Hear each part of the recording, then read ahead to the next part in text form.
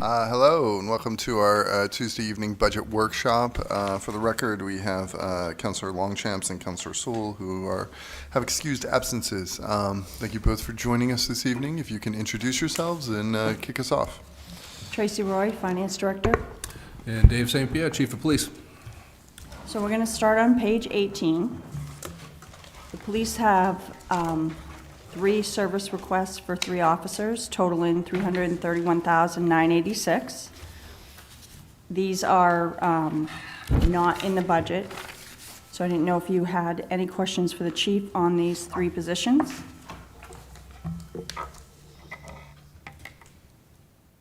Mr. Mayor, we've got a couple of people who... Yes. Councillor Nagy. Thank you, Mr. Mayor. I just have a quick question about so the build out for the $110,000, does that include equipment, cars, like, are those other pieces? It does not include vehicles. It includes all benefits, and it obviously includes salary, and it includes uniforms, gun belts, body-worn cameras. The whole gamut would be the $110,000 per officer. Gotcha. And I know that a couple of years ago, we were having a hard time with vehicles, and so I'm just checking, like, will we run into that situation again? I imagine as we put on more officers, we'll need vehicles, right? Yes, that's in fact true, yes. Okay, perfect. That's all I needed. Thank you. Yes, Councillor Chittum.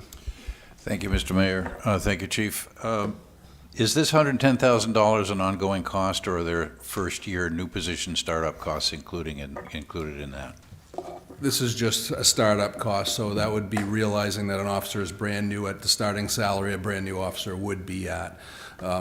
If we were to hire somebody from the outside, a blue pin, or somebody that has years of experience by contract, and we allow to pay, I think it's up to 8 years of service time, so we can get them in at the same level they were. Let's say if they worked for Kennebec Sheriff's Department, for instance, and they had 8 years of experience there, that would follow them here, pay purposes only, not as far as how long the longevity that they've been here, but the pay period, what they'd get for a pay. So that would bring that up a little bit if we did get a blue pin.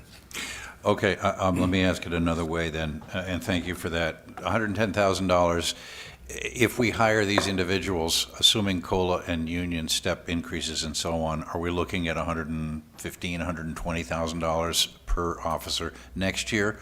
Or does this 110 include one-time expenses that would not be repeated next year? Right, it does include one-time expenses. Like obviously they're going to get a body-worn camera, they're going to get a vest, they're going to get a gun belt that should last, a number of years. So all of that excluded from the starting pay, of course, will carry over, and we won't need to pay that next year or the year after.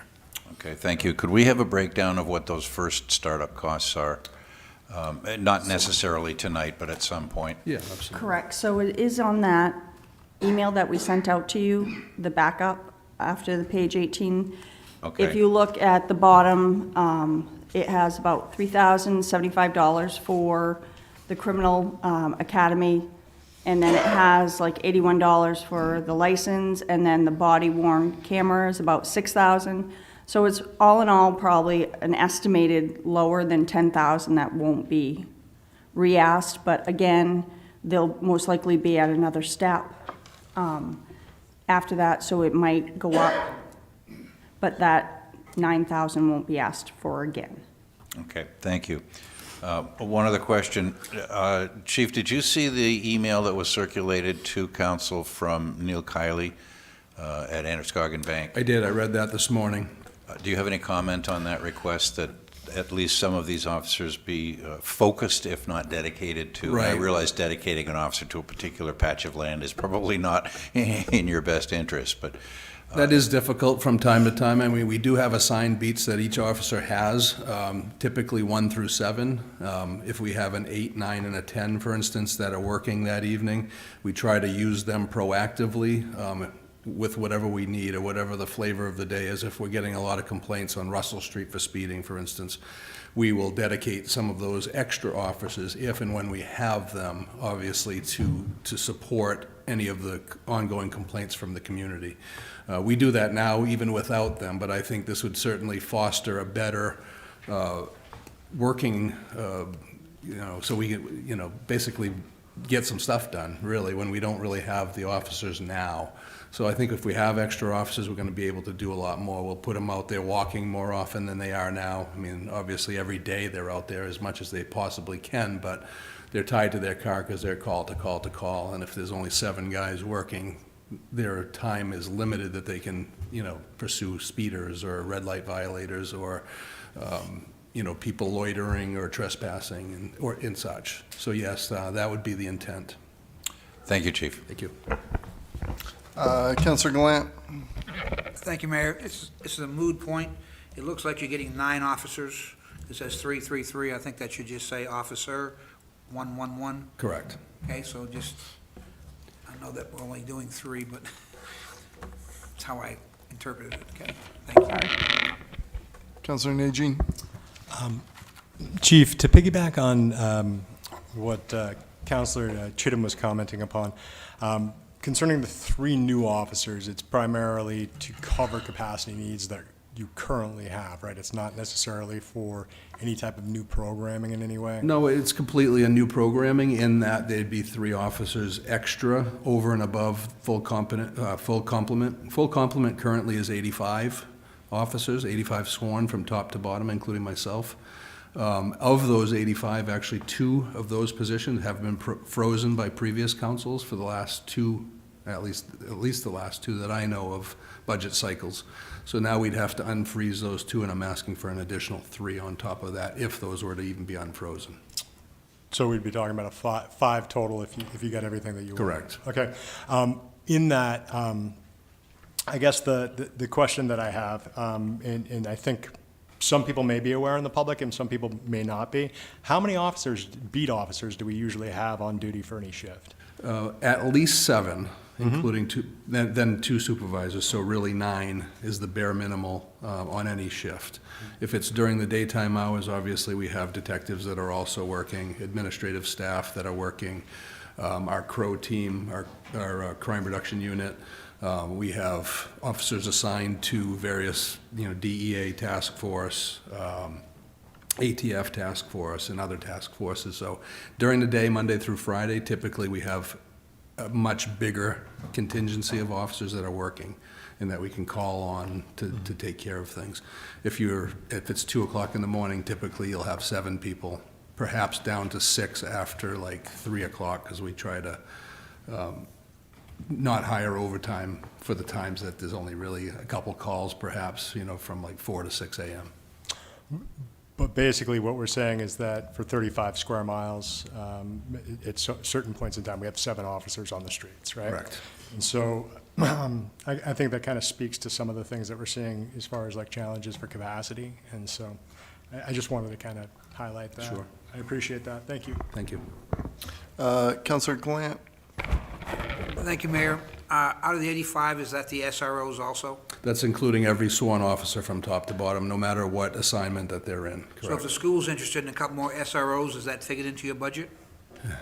That would have to be another conversation, but the school does finance 75% of those officers that are assigned to the schools, and we take care of the other 25%. And obviously, in the summertime, we get those officers back to work for us at the police department without having to work at the school. So I know there is some plans or some requests from the school department to get a couple more SROs. I've heard that through the grapevine, and I would certainly support it. And if we had more officers, we might be able to fill those ranks as well, in addition to some other things that I'd like to do, and I can explain that if you'd want to hear it as well. All right, thank you, Chief. Back to you, Counselor Najin. And the last thing that I want to check, so for instance, if we take on the 3 officers, one of the things I had mentioned in the email that I'd sent to you, I'm concerned about parking enforcement, both in the neighborhoods and in the downtown business district in particular, or anywhere really where there's business that's happening like past office hours, where sometimes the parking just doesn't get moved along. And I do believe it could be a revenue generator for the city as well. I'm wondering, would you be comfortable with the concept of seeing some form of after-hours parking enforcement as a regular piece if we had the 3 officers on? Well, so currently, we have one full-time parking enforcement officer. We used to have two part-time ones, two half-day ones. Now we have one full-time. They work Monday through Friday. So on weekends and evenings, there is no parking enforcement.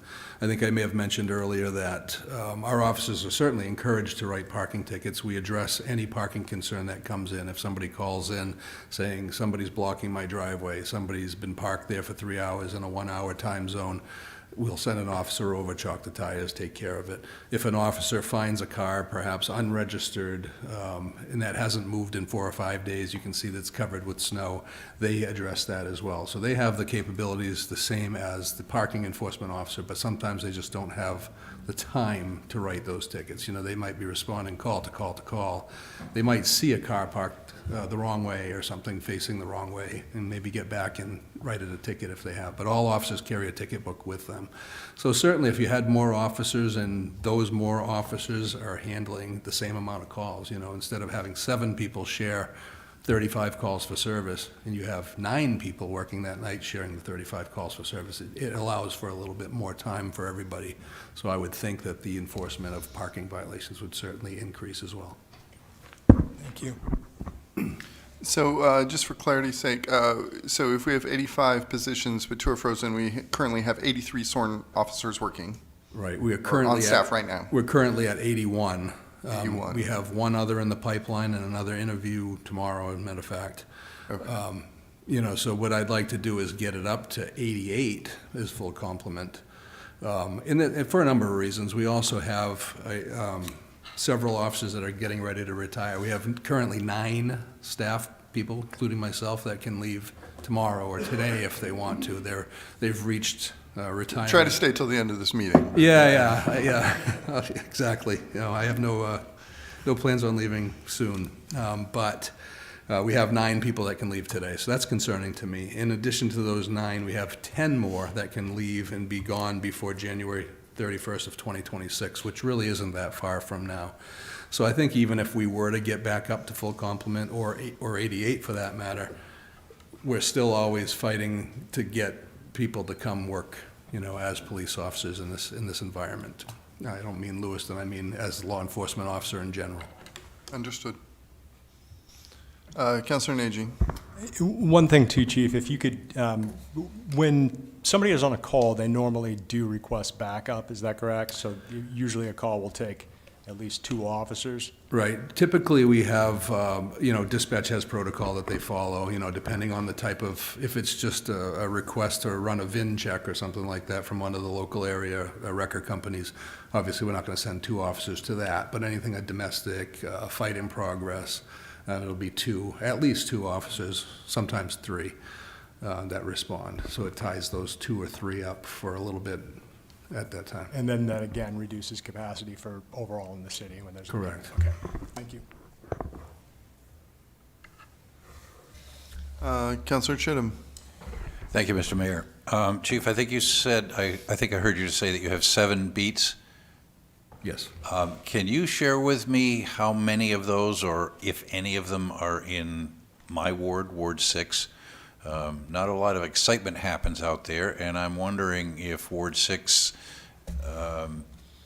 well, let me just leave it at that and ask you what the coverage for the least dense and largest ward in the city is. Yeah, so the smallest beat assignment is actually beat 206, which is a downtown block that's, you know, perhaps, I think it's Walnut to Birch, Bartlett to Bates.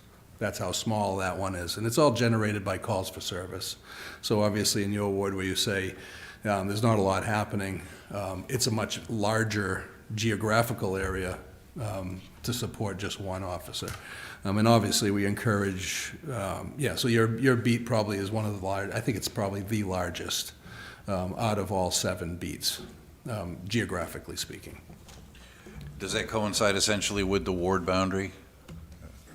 It's very close, but not exactly. I can provide you, if you'd like to see the actual beat boundaries, I can get you that without any issue. I would, thank you. Thank you, Chief.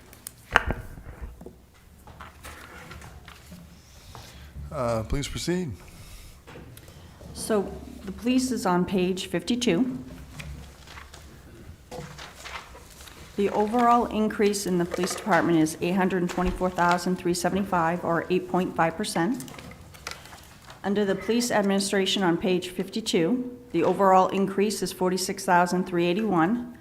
This is all in wages, salaries and wages due to union adjustments and COLAs. There are 5 employees in this department. Criminal Investigation Division is on page 52. Overall increase of $140,629, or 6.3%. Personal Services increased $140,221. The increase is in salary and wages of $120,077 for steps and COLAs, overtime for $20,144 due to the increase in pay and the potential call-ins. There are 26 employees in this department. Under patrol on page 53, the overall increase is $443,988, or 7.5%. Personal services increased $259,489. The increase in salary and wages of $290,241 for the steps and COLAs, and the unfreezing of the 2 frozen positions the chief mentioned earlier, which is offset by a decrease in overtime of $30,752 due to an estimated decrease in overtime replacement if the unfrozen 2 positions remain unfrozen. There's 56 positions in this department. The capital you will see is going to be covered under fund balance on page 35. The chief is requesting 7 Ford Explorers. Those requests for vehicles are usually purchased through fund balance. And I'll stop there for any questions on those 3 departments or divisions. How much is a vehicle nowadays? They're estimated about $50,000. They've gone up quite significantly in the last year or so, from about $35,000, $36,000 before. And those are, you said, Director Roy, you said Explorers, they're SUVs, right? Yeah, we're going with Explorers now. Dodge does not make a police car anymore like they are now. They've ceased making it, and quite frankly, we don't want them anymore. They don't really exceed the 100,000 mile mark before they blow an engine. Honestly, they've been terrible cars, in my opinion, in my experience. And then with SUVs, I mean, they likely consume more gas. Is that going to be a factor? The Ford Expeditions really don't. They're kind of a mid-size or smaller SUV compared to, we do have a few Tahoes. The Tahoes are typically driven by a supervisory rank or a corporal because they're a little larger and need to carry a little bit more equipment, such as beanbag rounds, rifle that shoots just, shotgun that shoots just beanbags, barricades, or other things they might need in the field. Councilor Gallant? Thank you, Mayor. Under patrol, miscellaneous services, what is that? That is for the 2 crisis workers. Currently, in fiscal year '24, they're being paid out of the opioid funds. So they're now put into the chief's department. Thank you. Councilor Harriman? Thank you. So I see the request for the 7 vehicles there. Do any of the employees take their vehicles home at night? There are 2 that do, and it's myself and my deputy chief. That's it. But none of the patrol? No, unless there's extenuating circumstances, they're attending a training the following day, and it's actually closer to get the training from their home than it is to come back to the station and get the car. That's really the only other thing. At times, if somebody's on call, and got out of work late because of a call they were on, we'll say just, you can take the car home, provided they live in a close proximity. Okay, thank you. Councilor Najin? That brings up an interesting point. So I had emailed you earlier about emergency preparedness, and I'm wondering, I'd imagine that all of our officers have their own private vehicles that they can easily, they would have to go to the station, though, I believe, first before they would be able to respond to an emergency? Yes, correct. Yeah, there were very few times, and unfortunately, as we all know, the October 25th happened and nobody expected it, and nobody could plan or expect that. So absent giving everybody a take-home vehicle, which to me is not fiscally possible, you know, some departments do that. Typically, that's the state police and the sheriff's department, because they respond to multiple different jurisdictions. And oftentimes they're on call, you know, at night, and that might be the trooper is covering 3 towns that night, so they have a car to their advantage. I mean, maybe down the road, if we all had a vehicle, I would think that at some point we'd experience some savings, you know, and they're going to take care of them a little bit better. They're driven by the same person. These cars are shared by 3 different shifts, several different officers. They're not driven like I drive my personal vehicle or you folks drive your personal vehicles. They're driven to emergency situations, to emergency calls. So obviously, they don't last forever. And we'd be putting more mileage on the vehicles if we were having them drive home too. I was just thinking, Depending on where they live, you're right. so we're trying to staff when you're mentioning on-call, we're trying to staff based on what our needs are at any given time, but we don't necessarily have people on call. Is that correct? Unless there's something going on in the city that we know that Right. we might be called. We always have a detective on call at all times. So in the evenings, on the weekends, there's always at least one person on call. If there's a big event, a shooting or a homicide, for instance, or something big like October 25th, we call in everybody, or as many people that will respond. And on the 25th, for instance, I think we had the entire police department respond, with the exception of 2 or 3 people. One was training in the military and wasn't around. Another one was on a cruise, but everybody else came in in rather timely manner. And we were very lucky on that evening, not to go on a tangent, but we had training going on that night people at the range. We had people hired to work private details at a soccer game. They all were there that night, so it couldn't have happened at a better night, I guess, as much as I wish it never happened. It was a perfect night to get everybody there very quickly. And I think I can speak for pretty much everyone by saying that the city greatly appreciates the response of both the police and our emergency responders in that situation. And hopefully it will never happen again. But now that it has, the door's open, and so that's why I'm asking these questions. Thank you so much. You're welcome. Councilor Chittum? Thank you, Mr. Mayor. Chief, you mentioned close proximity vis-à-vis taking vehicles home and so on. Do your officers have to live within a certain radius of Lewiston? Yes, it's a 20-mile radius, as the crow flies, from the city limits. From the city limits, okay. So you could live okay. as far as, I think, part of Portland, if you're going that way, upwards of Leeds. Augusta, Leeds, Yep. Gardner, all of those.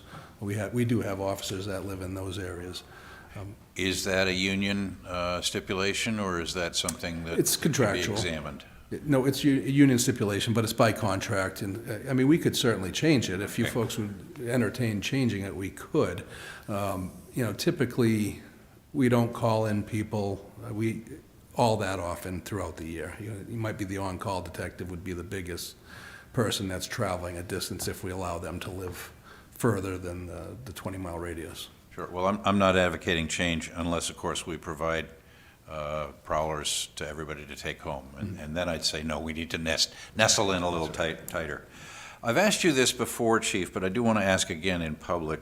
Oftentimes I'll drive by a construction site and see a cruiser parked with the blue lights on and an officer sitting in the cruiser. Is that a revenue generator for the city? Yes, it sure is. Any outside detail pays a certain fee. I think it's $89, if I'm not mistaken. Sorry, I should know that off the top of my head. But there's an additional $15 an hour charged for the cruiser. So last summer, for instance, Fidium Fiber was here installing fiber all through the city, and I'm sure you've all seen them with an officer sitting behind them. They're more interested, obviously, in the blue lights than they are the officer that's sitting in it, but one goes hand in hand with the other. We're not going to leave an empty cruiser there with the blue lights going and nobody there. And those officers do have to get out time to time, obviously, and move to a different location or get out in direct traffic if there's a location that creates a traffic jam. But yes, we do get a significant amount of resources, but they're not guaranteed. Last summer was a great summer in terms of getting a lot of money for us by the cost of the cruiser. Are these officers on duty or off duty when they're pulling that particular? Those are job? off duty, so that's all considered private extra detail. So it's officers that are not working the road. They're either on time off or, following their shift at the conclusion or the start of their shift, before their shift or after. Thank you. A question for you, Director Roy. Do we know what the revenue is from that kind of work in the police department? I can find out for you. Would you please? Thank you.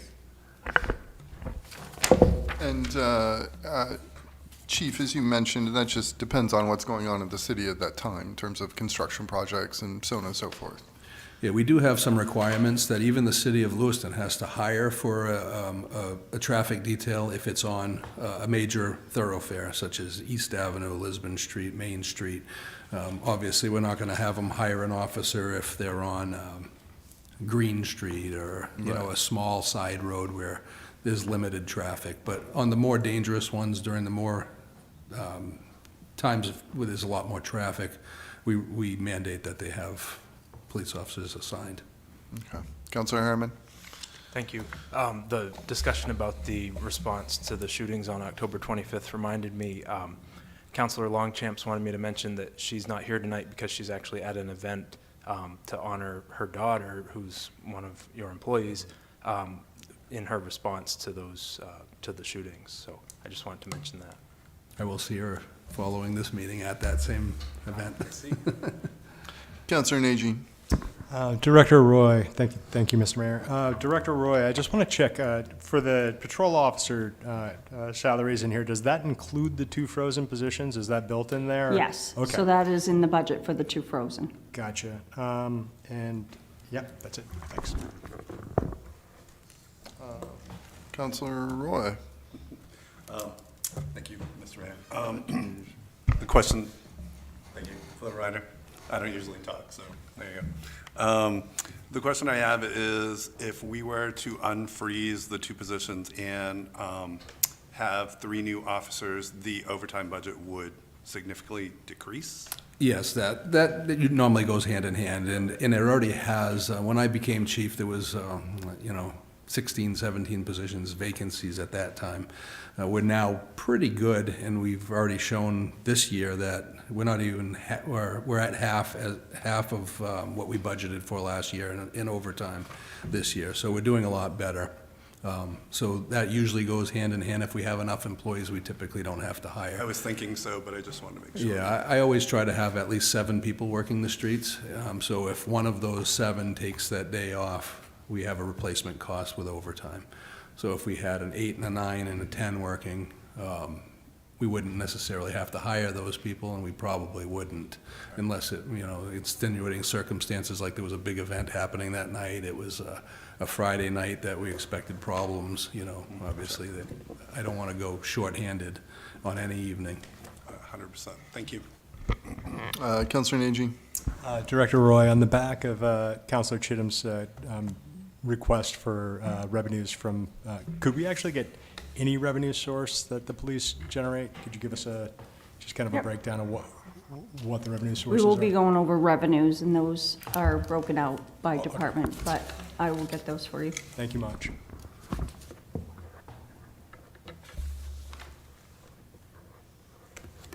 So next, we're going to go to Sports Service Division, which is on page 5354.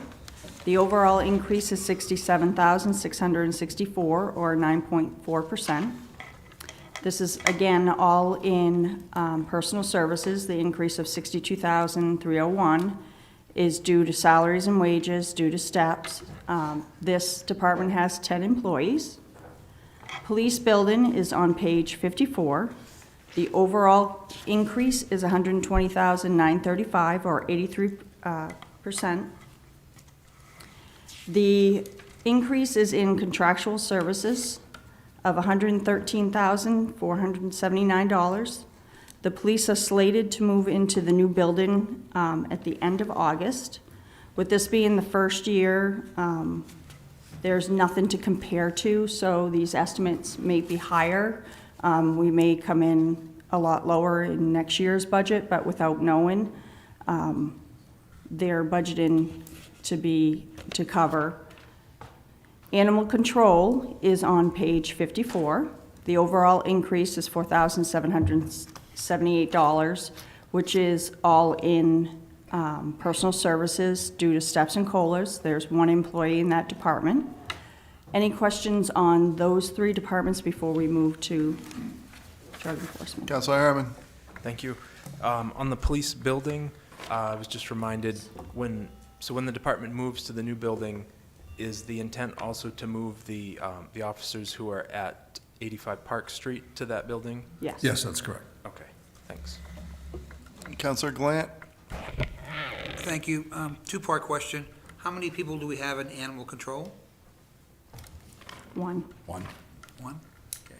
Monday through Friday? Monday through Friday, on-call basis as well. He does often handle things, either if he has to come in, let's say there's a dangerous dog that needs to be attended to right away.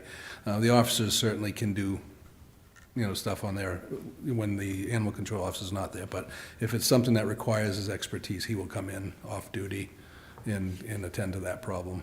All right, thank you. Second question is, we're moving to a new place. Congratulations. Thank you. Excited for you.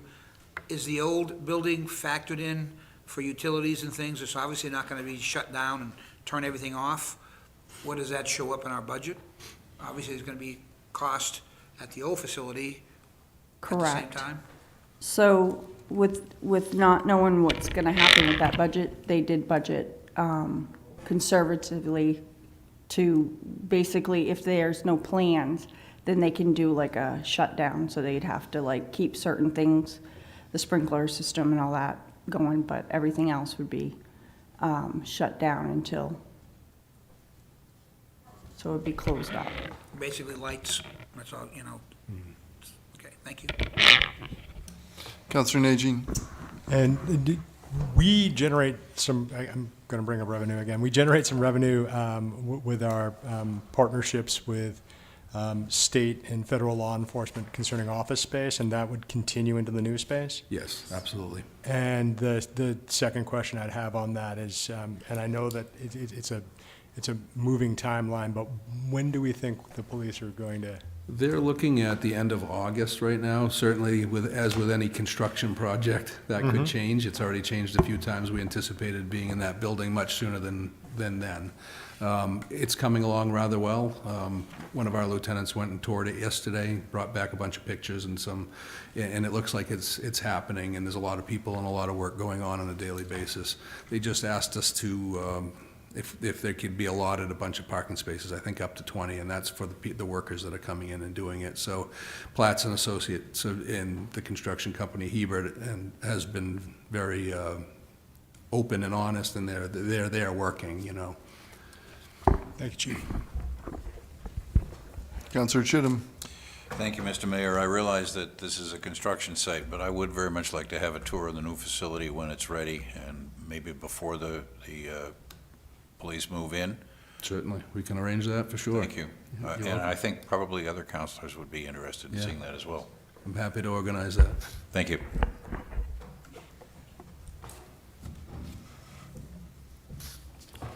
So next, we'll go over drug enforcement, which is on page 55. The overall increase is $108,382. Just to know, this is a no-tax-based fund. Monies are derived from prorated share of drug cases based upon local involvement. These are very specific criteria for expenses charged here and must be related to drug remediation. Typically very conservative on the revenue sides, increased $200 this year with the ability to fund deficits throughout prior year's surplus. Fund balance at the end of fiscal year '23 was $1,704,579. And of course, on February 20th, the council approved the use of $291,014 for the lockers, which were paid on March 6th. In this budget, there is no personal services. Other grants pick up those costs. Contracted services are only due to increase $1,802. Supplies are due to increase $46,960. This is due to public safety supplies of $49,000 due to the purchase of rifles and the Class A coats and pants. Capital outlay will increase $59,820. This increase is for office equipment of $47,620 due to the digital intelligence forensic workstations and the gym equipment replacements. Are there any questions on this fund? Councilor Chittum. Thank you, Mr. Mayor. Chief, we talked about the lockers previously, and the council has approved nearly $300,000 on a $750,000 expenditure for these. I think you said when we talked about that you would prefer to keep this drug forfeiture money as a reserve and not use that for the lockers.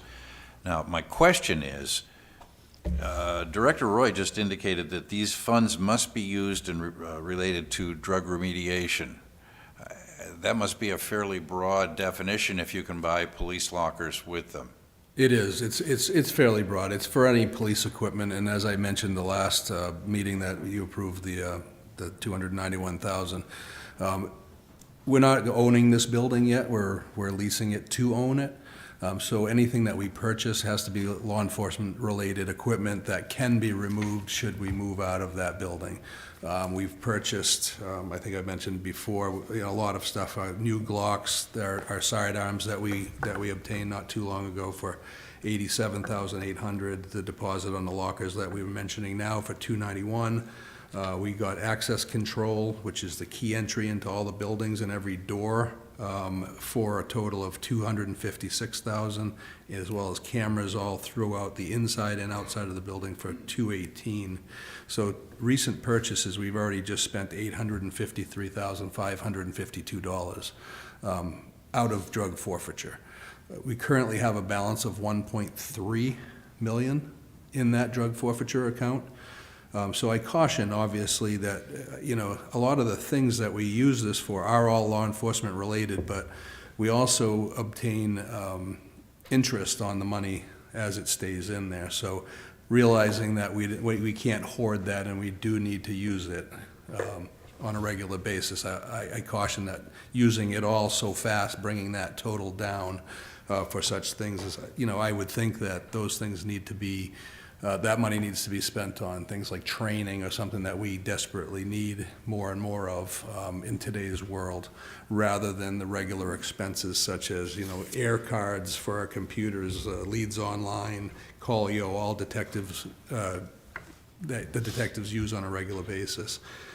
Training and promotional exams are covered currently with drug forfeiture money. Now, I don't know if we should continue to go that route, my own personal opinion, because I think we're going to reduce that to a level that we might not be able to recoup in the future. We're getting less and less drug forfeiture money now than we did 5 or 10 years ago. Marijuana used to be illegal. We got a lot of drug forfeiture money from marijuana cases. Now marijuana is no longer illegal, so we're not getting that like we used to. To date this year, this fiscal year, we've only taken in $41,000, and that was from, most of it, $38,000 of it was from a 2018 criminal case. We're not seeing the penalties that we used to see for drug trafficking. People are smarter. They're now not paying Dave St. Pierre if I'm a drug dealer and selling cocaine. They're not paying me in cash. They're Venmoing me the money and such like that. So they've become rather savvy. So the money that we're seizing is not as frequent as it used to be. So I always try to use caution for that reason, because I'm afraid that if we continue to depend on this money, we might not have it someday, and what are we going to do? Yes, please continue, Councilor. Thank you. I appreciate your fiscal conservatism and the fact that this money is earning interest. However, if the police department has needs and here is a dedicated fund to fund that, and we don't use it, then the taxpayer ends up funding it. Correct. So that's my concern. Right, understood. If I can just add something as well. Please. Out of that also, I'm also asking for various other items that you'll see in here. We talked about extra rifles. We talked about bulletproof plates.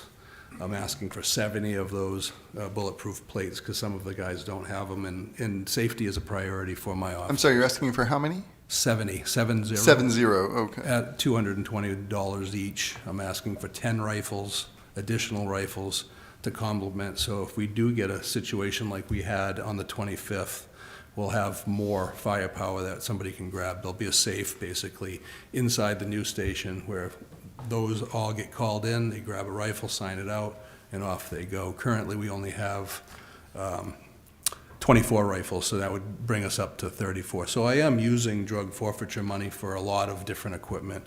I'm asking for a thermal monocular, which is rather costly, but something that we need if we're chasing somebody through the woods. It's not safe to enter the woods without that type of equipment. So I am using that money, but I'd rather use it for equipment rather than door locks or promotional exams and things like that. Councilor Najin. To touch on 2 points that I had emailed you about earlier as well, and it comes back to, again, revenue sharing and forfeitures. So we're seeing now that a lot of the, especially the youth criminal gangs, but all criminal gangs, I think, especially ones that are involved in the drug trade, they're not acting in one community in many cases. For instance, I don't know if anybody saw the press release for the Portland Police Department today, but it spoke volumes to some of the problems that we're seeing here, and they're not unique. So I guess my question is on that. Do we get drug forfeiture funds if we assist in cases in other communities, and do we split funds in our own community depending on who's, that's the question. Right, it's called equitable sharing, basically. So if we assist Auburn with a case, let's say Auburn stops a car, they know or they suspect it has drugs in it, we send one of our K-9 officers over to assist. We now become part of that case, and if there's a forfeiture that goes with it, the guy's found with $100,000, we'll probably get a piece of that. I don't know how big, but it's always, if it's a federal agency, they always include us. If it's a DEA and we assisted DEA, which is why sometimes it's important to have somebody assigned to all of these different factions, if you will. DEA, like we have somebody now. I'd like to put somebody in HSI, which is Homeland Security, that typically does the child pornography cases, sex trafficking, and the like. We no longer have a computer crimes assignment, so that would be something that we're looking at. I've already had some initial conversations with HSI staff. But typically we'll get a lot from, if DEA works a case and it happens to be in Lewiston or have a nexus to Lewiston, we'll get some money out of that. Thank you, Chief. You're welcome. Please, We are all finished. If Okay. there's no more questions. Councilor Najin. Just a point, we had mentioned in the email that we exchanged that we could possibly have a workshop surrounding some of the community concerns, one of them obviously being some of the downtown shootings where there's just, no victim and therefore there's never a crime. One of the things that I would like to point out to everybody, by the way, is that almost all of our Category 1 crimes have dropped this year in comparison to last year, with the exception of obviously homicide. But had October 25th not happened, we would have been down 33%, I believe. It's 3 homicides versus 4. So generally, the community on paper is safer, but those shootings aren't registered as Category 1 crimes, obviously, and it's difficult, I think, to kind of get our heads around how we can control some of these behaviors, because eventually somebody will get hurt. And there are other community concerns as well, and I think that maybe we could work some of those points through as a workshop at some point. Yeah, I'm certainly happy to do that. So if we could put that on the books, that'd be great. Thank you so very much. Thank you. Chief, we appreciate your service until your officers thank you for us. Thank you. We'll have some fun.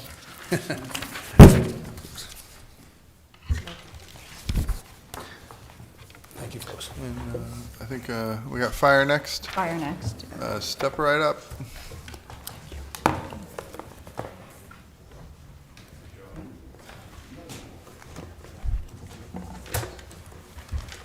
You want to introduce yourself? Good evening. I'm Mark Karen. I'm the fire chief. Thanks for being here. So again, we'll start on page 18 for the new programs and services. Chief is requesting two. One is a deputy fire chief, $196,060. Again, this is a reminder, there is a vehicle in that cost for $40,000. And then a firefighter for $81,354. Any questions on the new program for the chief? Is this deputy fire chief, is that the battalion position, or? There was, We have a deputy back there, right? yeah, so his title is the assistant chief. Assistant chief, okay. Yeah, so this new position is. I apologize, Mark. So this new position would be an assistant chief, a deputy chief. It would be another chief level officer to work in the fire prevention division. And it would assume those duties that were eliminated, but they weren't eliminated, they were assumed by the assistant chief and I that the battalion chief used to do before he got laid off. Essentially, this would be the number 3 person at the fire department. Am I understanding this correctly? That's correct. Okay. Counselor Glant, So you previously had the position, you're just trying to recapture it, is that correct? That is correct. That position was eliminated due to budget cuts in 2010, and we've never been able to get it back since. We've asked several times. Thank you. and what's the rationale for one more firefighter, or where are we at with staffing? So the one more firefighter it's what we call an R person, a replacement firefighter. So we have people who have they're permanent firefighters, but we have permanent assignments, and then we have replacements. Currently, we're budgeted for 3, but contractually, we're allowed 4 if the council funds the 4th position. We're funding for 3. So what that person would do is he would be assigned to a regular shift, and he would have to call the duty captain in the morning prior to arriving for duty and say, what is my assignment? He would be filling in for people who are on vacation, on sick leave, out training, workers' comp, whatever it may be. He would be filling a vacancy that day. So his assignment would change day to day. His shift would stay the same. He'd be a permanent firefighter. And the advantage of that is that He's like a floater. It is a floater, right? Okay. Different departments use different names. So the advantage of having these replacements on staff is that when we do get a permanent vacancy, assignment vacancy, I just recently had 2 firefighters resign. Yesterday was one of their last days, and next Wednesday will be the next. So the 2 current replacements I have will be transferred into those permanent assignments, and I'll have no replacements. So we just advertise for applications, so we're hoping to recruit some new firefighters to fill those. When we have trained replacements, it makes the transition easy. We just transfer them into those permanent slots, so it minimizes overtime, having available trained personnel ready to assume those positions. So the replacements work as replacements until a spot opens up, then they transfer to that, and then we hire another replacement. That's correct. So currently, I have 70 personnel, 68 are permanently assigned.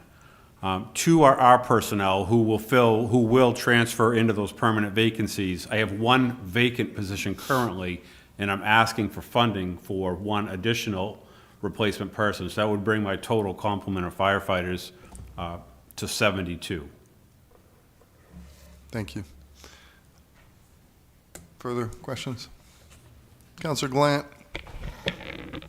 So days that everyone's there, what do the replacements do? They would be spare, but we would only have 1 per shift, so it's not like I would have 4 spare replacements that day. I have 1 per shift. So they would just ride as the 4th person on engine 7, which is the busiest truck in the city, so that's not a bad thing either. Thank you.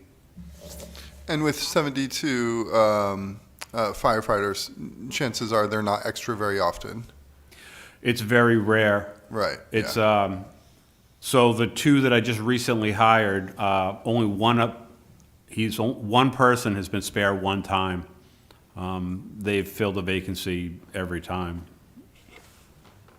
Counselor Najin? Thank you, Mr. Mayor. Just out of curiosity, when there are calls for EMS, particularly in overdoses, at least I've noticed in the past, fire department also attends. Is that still the case? It is the case. They'll be dispatched to overdoses, 'cause typically they come in as what they call a code 99, someone unresponsive, not breathing, or difficulty breathing. So we would be dispatched to those calls. Okay. Could we, you don't have to share it right now, but if we could get kind of and we get the updates concerning the inspections that you're doing and the calls for service, but if there's a way that we could see like maybe just the breakdown of like what the functions are, so we have a better idea of like, or at least so I have a better idea of like how many of those calls were going on.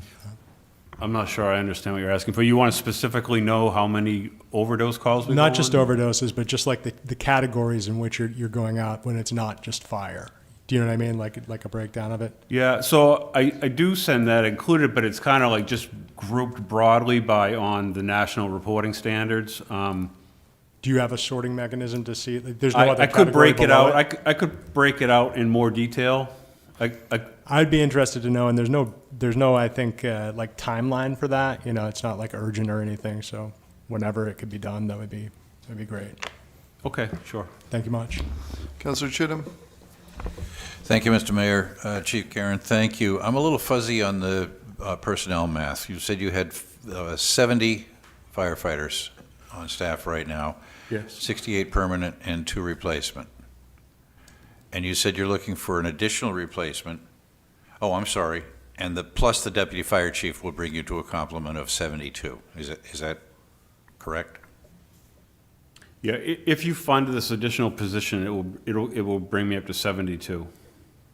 For the firefighters, not the deputy.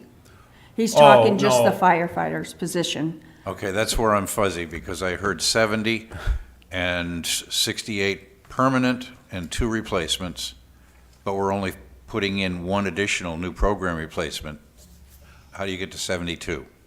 I'm sorry, so myself, the assistant chief, and the deputy chief that I'm asking for we're not considered firefighters. We're the Okay. admin staff. So, I'm currently budgeted for 71, so I have 68 permanently assigned. I have 2 replacements, that gives me 70. I have 1 vacant position, which is 71. If you fund this additional R person, that'll give me 72. And so I'll be looking to hire 4 people July 1st, if you fund that position. If not, I'll be hiring 3. 2 of which are already funded in the budget, yes. Three are funded. I have 1 vacancy, which is funded, it's just vacant. It's Okay. not cost-effective to hire 1 person when I know that in a reasonable period of time, I'll have another vacancy. It's always more, because there's training costs involved, probably $10,000 in training costs. And, if I can hire 2, and it's just the economies of scale makes sense. Okay, and one final question. Had you no replacements and someone called in sick or was unavailable, how would you cover that? Would that be an overtime issue? It would be. So we're contractually obligated to have 17 firefighters on duty every day. So every time somebody is out, no matter what the reason, we have to hire for that spot. And that's either then a replacement or someone overtime? So, right, if there's no replacement available on that shift, it's an overtime situation. Okay, thank you. So we'll start on page 56. The overall increase for fire department is $436,232, or 5.1%. Fire administration is on page 56, overall increase of $33,704, or 9.8. Personal services had an increase of $18,856. This is due to steps and COLAs. There's 3 positions in the fire administration. Contractual services increased $15,032. The increase was mainly due to the maintenance and license of $17,045 for an increase in the record management system of $14,920. The company that acquired this software is raising the price substantially. And it's still cheaper to stay with them than to look for another software company and have all that data transferred. Firefighters is on page 56 and 57. The overall increase is $377,898, or 4.9%. Personal services increased $346,928. Salaries increased $325,449 due to steps and COLAs, along with the phased-in position from last year. Overtime increased $21,476. This is due to this shift to cover vacations and vacancies. And as the chief mentioned, there's 71 employees in this department, and they have 1 vacancy currently. Contractual services increased $18,092. This is due to repairs of vehicles at $14,000. These are repairs on multiple engines, like engine 3 has a repair for $6,000, engine 7 for $2,500. Supplies increased $12,881. This is mostly in department and individual apparel, which increased $5,030. This is for the closing stipend for the firefighters, so this is a contractual obligation. And that, I'll stop if you have any questions on those 2 departments before we move on, or division, sorry. Councilor Chittum. Yes, thank you, Mr. Mayor. Director Wright, going back to fire administration contractual services, I'm again lost. We've got an increase of $15,000, which is due to $17,000 maintenance increase. Is the $14,900 for the record management system included in that $17,000? Correct. So there's an increase of $17,045 within that maintenance and license, and the bulk of it is that record management. There's other, like the Microsoft license has an increase of $96. There's other smaller increases to get to that total of $17,045, but I was just touching upon the largest increase. Thank you. Is this $15,000 increase in our license for record management system, that's an annual license? Correct. So we're paying $15,000 a year, every year. That's an increase. It's actually higher than 15. Right. You made my point even better. Thank you, Director Roy. So how much is this record management system annual license, and what does it do? I'll get that one. So you can touch on that while I look for the, So there are some one-time costs. The software we were using was $9,500 a year licensing fee, and it was acquired by another company that's acquired a lot of smaller software operators. It's essentially an enterprise software. I mean, it covers everything. It does our fire reporting. It tracks our maintenance, our training, certifications. It really is for the entire agency. There are one-time costs associated in it, so that number is about $5,000 higher than it will be next year, because there's some data migration costs. There was about $8,000 in cost to transfer it over, and they gave us some discounts. They reduced it, down to like $4,500. But the annual licensing going forward is going to be probably double that. It'll be $19,500 or so. Thank you. This is essentially a database It is. that has been custom configured for fire service, fire reporting, and anything ancillary to a firefighting department. Correct. Are there alternatives? And do we have plans to look at alternatives? Because databases out there are not necessarily that expensive. It seems to me that this $20,000 a year, roughly, for annual licensing, that's the number that's stuck in my head. Is that somewhere near? It's similar. I think the number I had come up with was almost 20. It was Yeah, like okay. 19.8 or something. Okay. I get confused when we talk about $19,327. I lose the numbers. So $20,000 a year seems like an awful lot of money to pay to a company that has essentially value added to a platform database. And I'm wondering if there's a thought or a process or a desire to investigate other alternatives. Thank you. We have looked. This would be the easiest transition because it's the same company, the same company. There are other alternatives. The feedback I've gotten from other people who use it is it's very easy to use versus some of the other ones. It's learning all over, and they are all similar in price. There's some variation, so it's like a la carte, right? You pick the modules that you want to use. So we trimmed it back a little bit. The alternative is go back to spreadsheets, which nobody's really using anymore. The IMC, we did our fire reporting in IMC prior to this, but we would have to pay licensing fees for that as well through the 911 center. So there is no free lunch here on that. I mean, I understand that it is a lot of money, but it costs us money to do fire reporting. We're gonna have to pay somebody. And this has the added benefit of tracking our maintenance and our training and our inventory. Are there any economies of scale to be had by coordinating, for example, with Auburn Fire, or even more broadly with Lewiston Public Works? They have similar needs. Auburn Fire is using the same platform that we're transitioning to, and they're paying that amount of money or more. Thank you, Chief.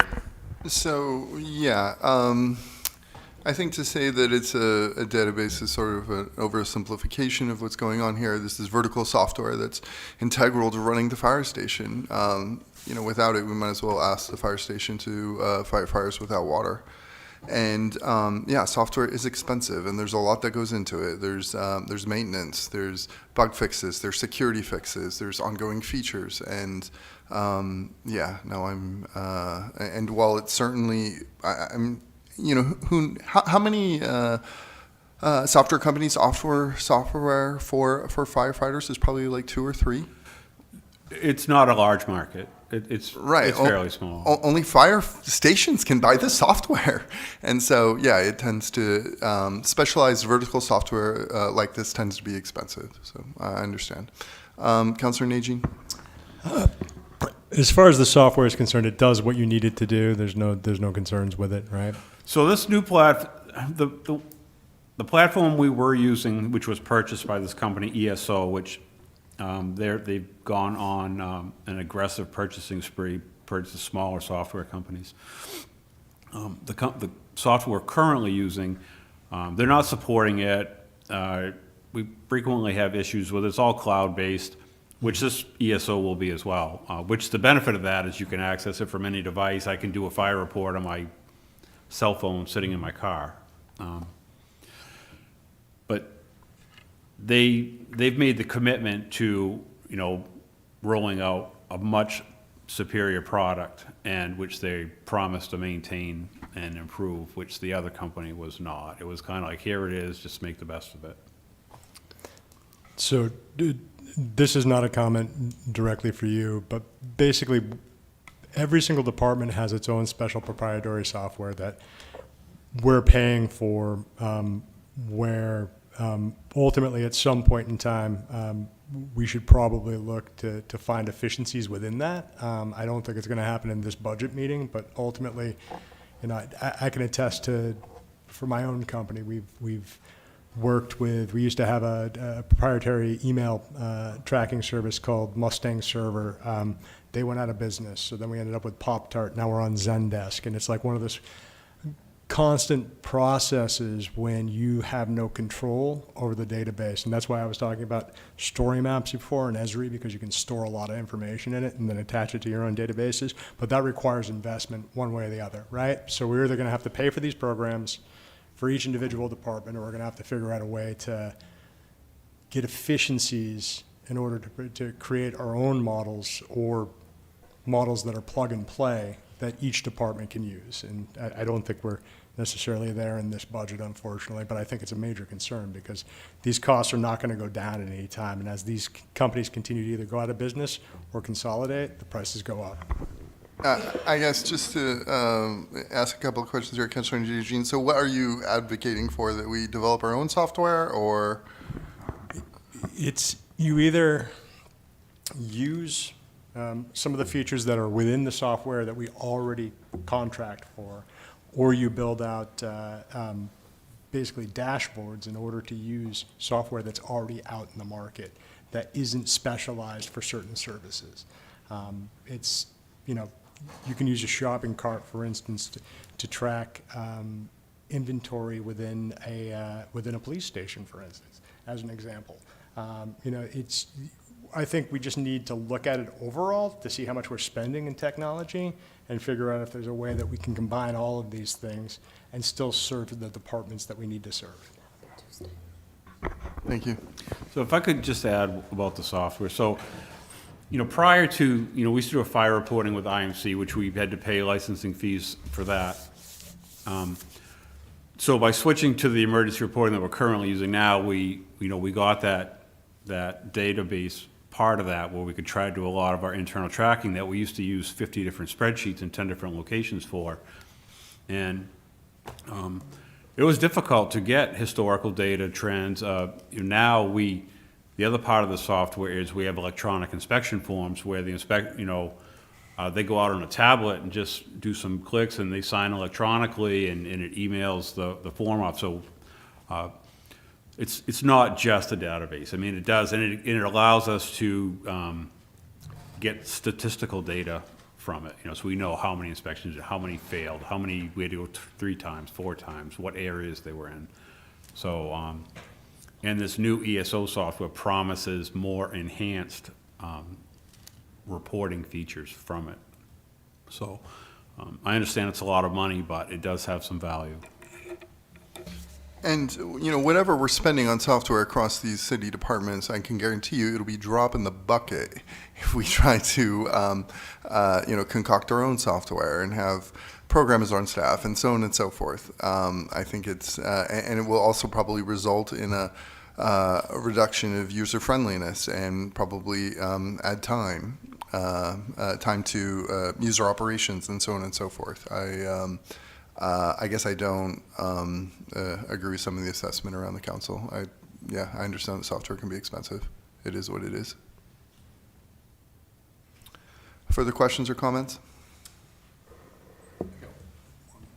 Councilor Roy. Thank you, Mr. Mayor. Hey, Chief.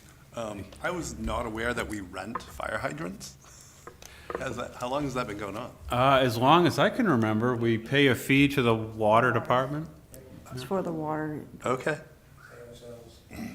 Well, which is great, I guess, right? Right. Because it goes back Most to- towns have to pay Right. a different district or different, so we're basically paying ourselves in the water department. So can we give ourselves a discount in this case? We cannot. No, okay, all right. All right. Thank you. That's something I didn't know, and I've been around firefighting for a long time. I've asked the same question, why do we do this? And I was told that it's the law that we have to do it, and that was good enough for me, so I accepted it. Thank you. Mr. Mayor, just to add to Yes. that a little bit, Add to what exactly? the fire hydrant rental, Oh, yes. PUC requires for municipalities that have fire departments to build a structure or are capacity enough to fight fires. So part of the PUC also charges or requires a charge to those fire departments to be able to expand the capacity in order to be able to fight fires. So that is a formula driven by the PUC in order to have a public water fire support system or suppression system in our community.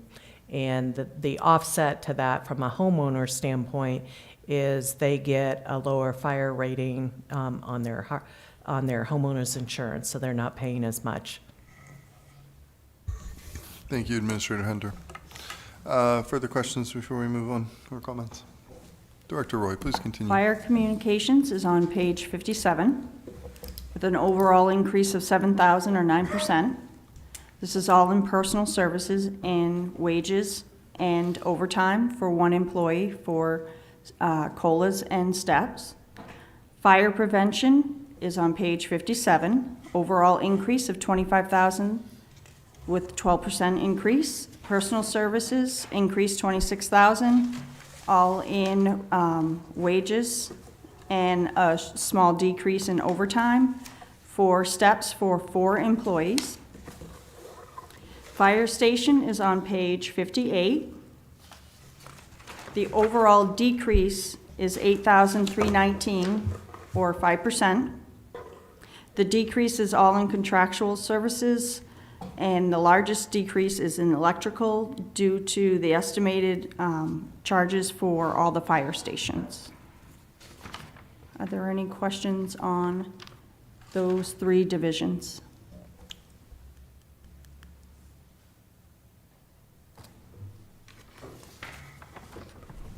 I guess not. Thanks, Chief. Okay, thank you. Thanks for your service, and tell your firefighters thank you. Thank you. Assistant Chief Anderson, thank you for being here. I remembered your last name.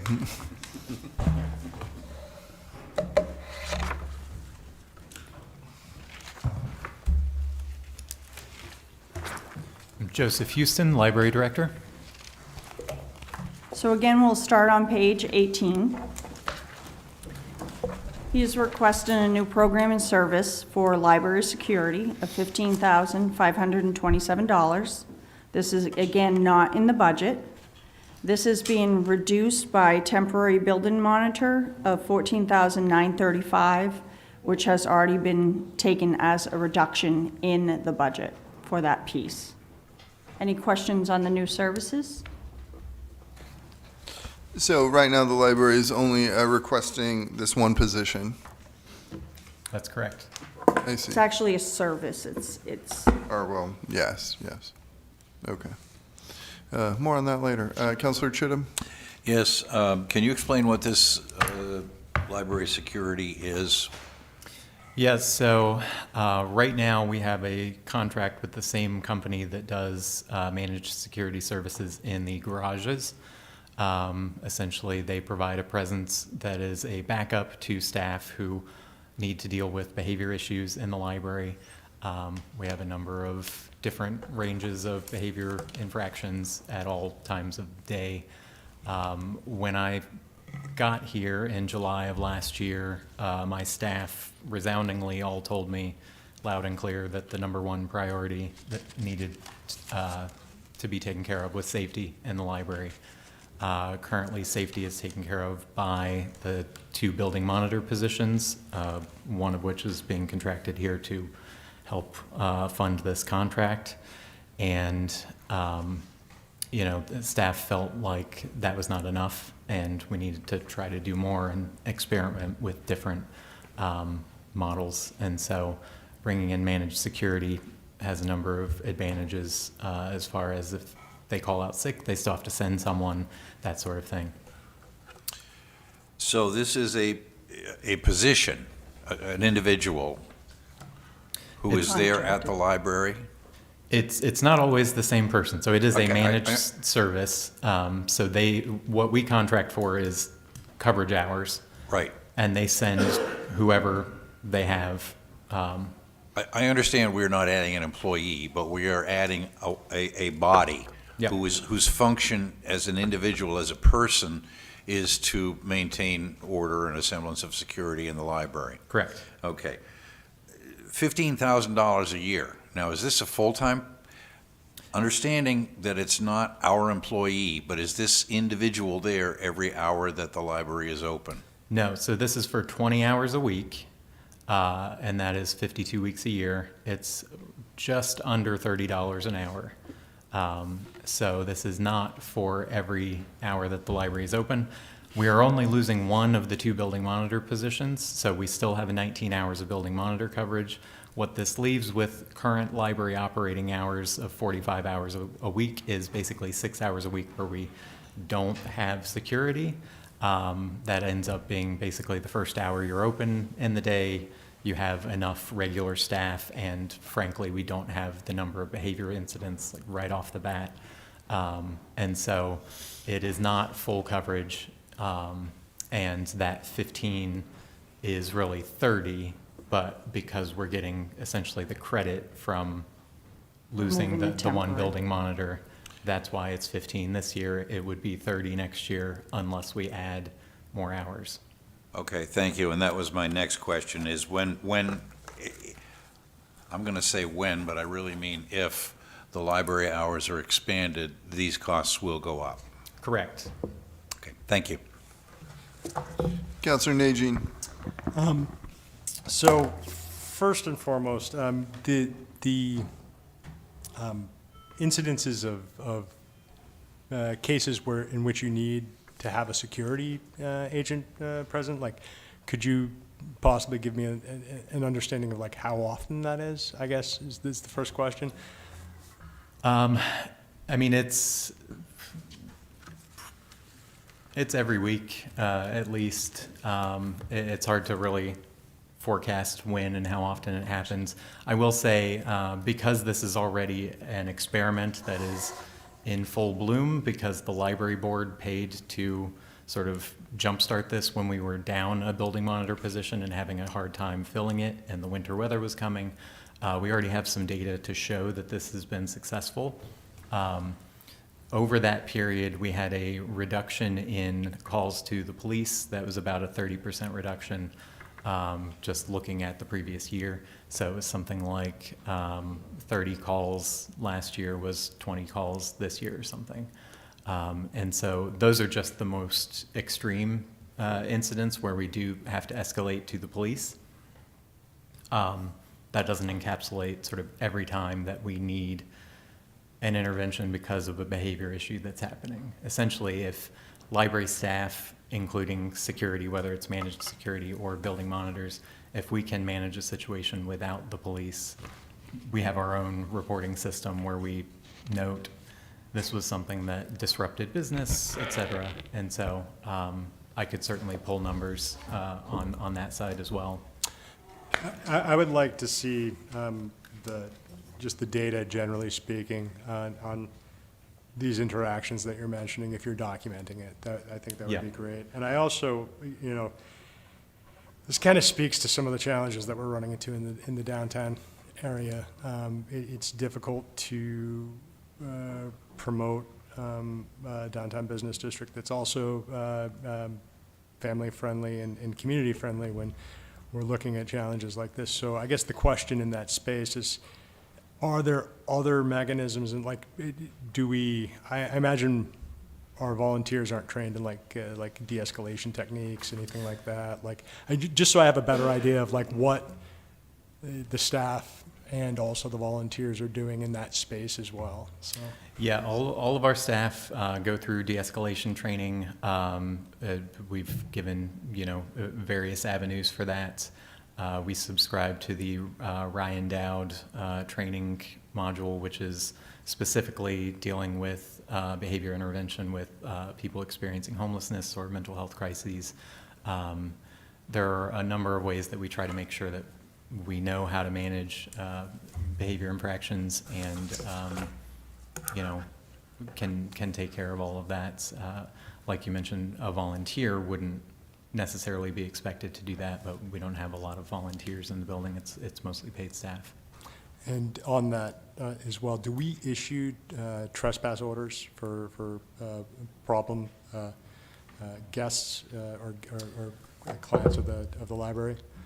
The police do. If we call the police, they will issue a 90-day CTW typically. They have their own process for determining CTW length and based on the severity of whatever was happening. Through policy that comes through the council, I have authority to give a temporary ban of up to 90 days. That's not a legally binding thing unless I go talk to the police and get a CTW. But per policy, I can say, we've talked to you about this behavior a number of times. We've asked you to leave for a day multiple times. You haven't gotten better. You haven't stopped the behavior. I'm going to ask you to leave for a week instead. and I can sort of go through a process, you know, like anything else. If it's something severe, I will jump straight to 90 days. But typically, if it's something like that, the police are involved. Thank you. Councilor Glant? Thank you, Mayor. Thanks for being here, and I will apologize up front. I think I've been down the library 4 times, so I'm not a user. Do you have cameras in the library to record and capture these incidents? We do, yes. We need more of them. It's a very large building, and you know, that is something that I'm working on, is increasing the coverage and decreasing the sort of blind spots that we have. But the incident reporting system that I mentioned that my staff does their own thing with, we do, whenever possible, get a picture from security cameras, and so that's how we all sort of communicate about, you know, this person's not supposed to be here for a week, and here's their picture, and here's, you know, what the staff interaction was and the reason why they're being asked to leave, and all of that. So we do have that most of the time. And you keyed on homelessness, and is that the primary problem individuals you have, or are you seeing unruly kids or other unruly adults? And when you give the data, I don't need you to answer this right now, but when you provide the data to the council, Councilman Jean asked for, I'd like to know that there were 100 incidents and 75 were dealing with people who appeared to be or could have been homeless, 25, you know, I would like to see those kind of numbers out of curiosity. Yeah, I don't know that I can deliver on that, only because that's not necessarily something that we include in our reports. We don't presume to make a judgment about that. I would say that a person experiencing homelessness tends to be a person with fewer resources, and they may not have as many abilities or opportunities to get mental health assistance. They may be more likely to be, you know, have a substance abuse problem because, again, they don't have a lot of other options to cope, and so on and so forth. So I think you will see certainly a lot of the more extreme behaviors skew in that direction. But again, we don't specifically note anywhere in our reporting. And I appreciate, the reason I ask is we're hoping to put together some kind of a homeless thing ourselves, which means they may need to spend less time in the library getting warm and getting out of the course. elements, which then again could improve your situation. So that's kind of why I was curious if it was somehow quantified in that particular area.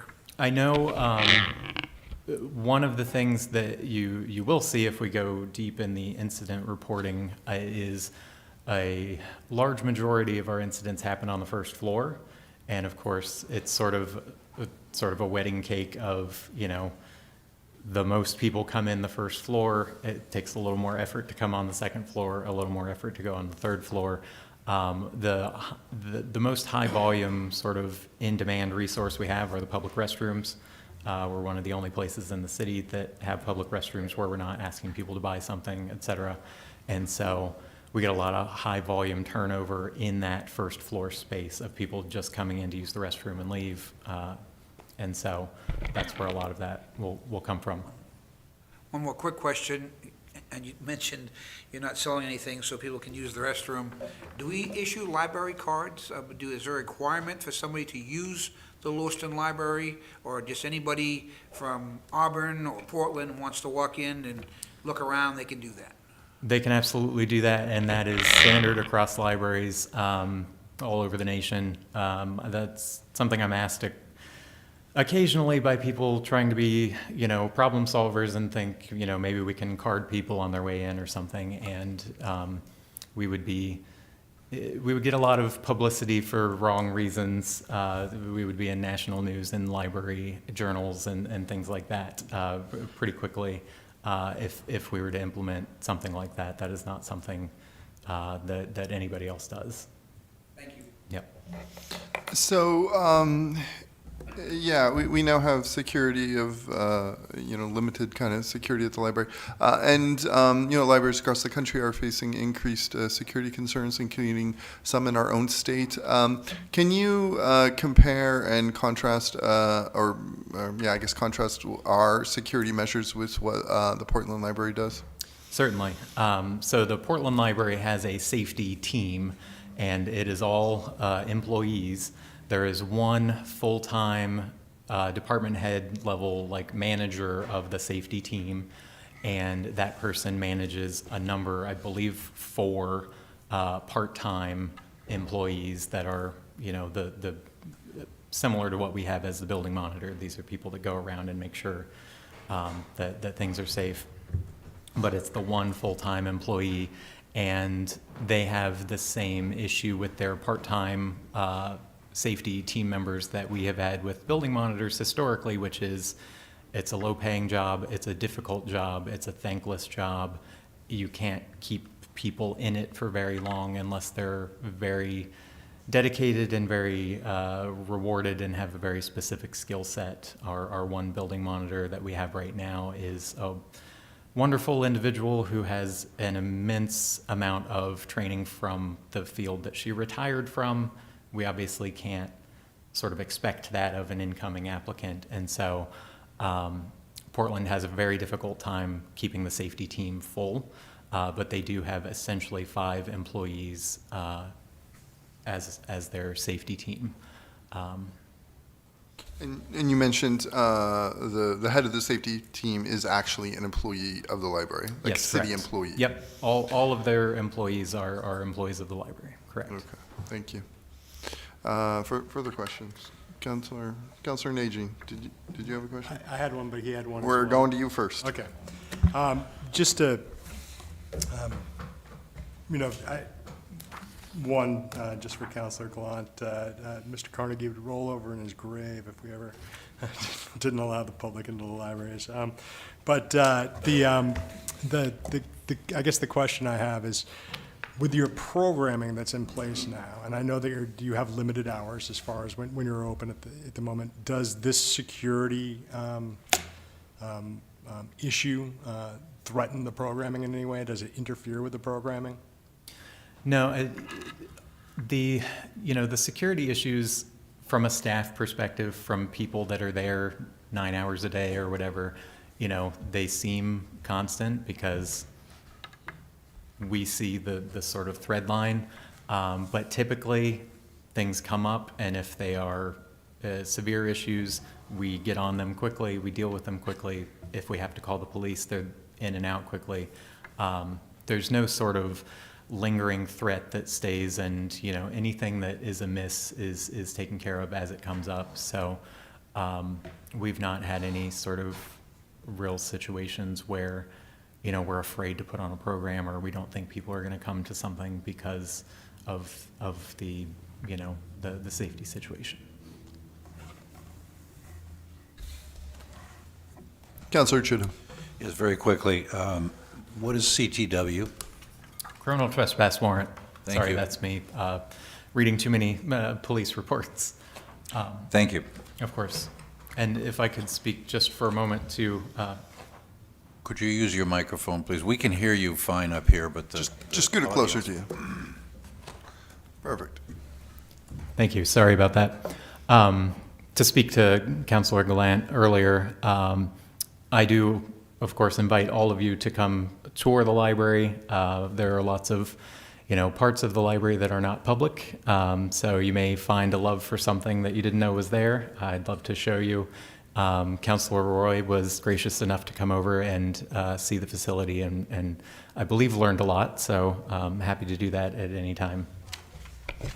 I'll make a point to visit. When I used to work at another job across the street, I did go to the library often and actually read there a few times with children. I just haven't been there in the last 3 or 4 years. And just so we know, the Maine State Library does have a library card system and a requirement. Yeah. Carnegie must not be there. Yeah, the state libraries and academic libraries are really the two sort of genres of library that can sort of restrict access. Yep. Yes. Councilor Najin, would you like to say something? I was just going to say, with World Cat and in the way that we're set up, I can literally get a book from any of those libraries delivered to the Lewiston Library. So there's a service that the Lewiston Library provides that's, I think, essential to this community. I'm concerned a little bit that we would be contracting security services when we do have, a police department, obviously. And And I'm also concerned about the fact that we would have to. And so in that, I think, there's a lot of ways in which we can answer that, including possibly a day use facility, things like that, because we already know that it's been pretty well established that when the shelters close downtown, some folks do frequent the library, not to use the library, but to basically be in the space. And so, maybe we can think about ways to, I have no problem with anybody in this city or any other city using our public library if they're using it as a library. And I want to encourage that. But I am a bit concerned about the fact that we're considering security as a constant in the programming and that it's needed, so. Councilor Roy. I just want to say thank you to you and your staff. That tour was amazing. It was really, really well worth it, so. Happy to do it anytime.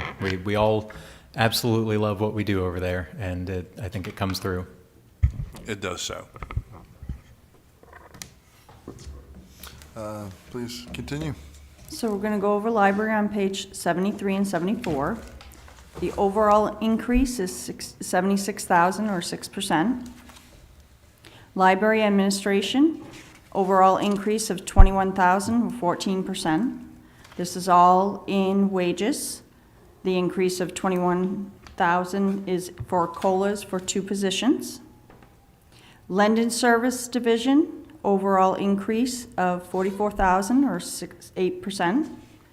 All again within personal services, the salary and wages increased 44,000 for steps and COLAs, while temporary wages decreased slightly at 3,000.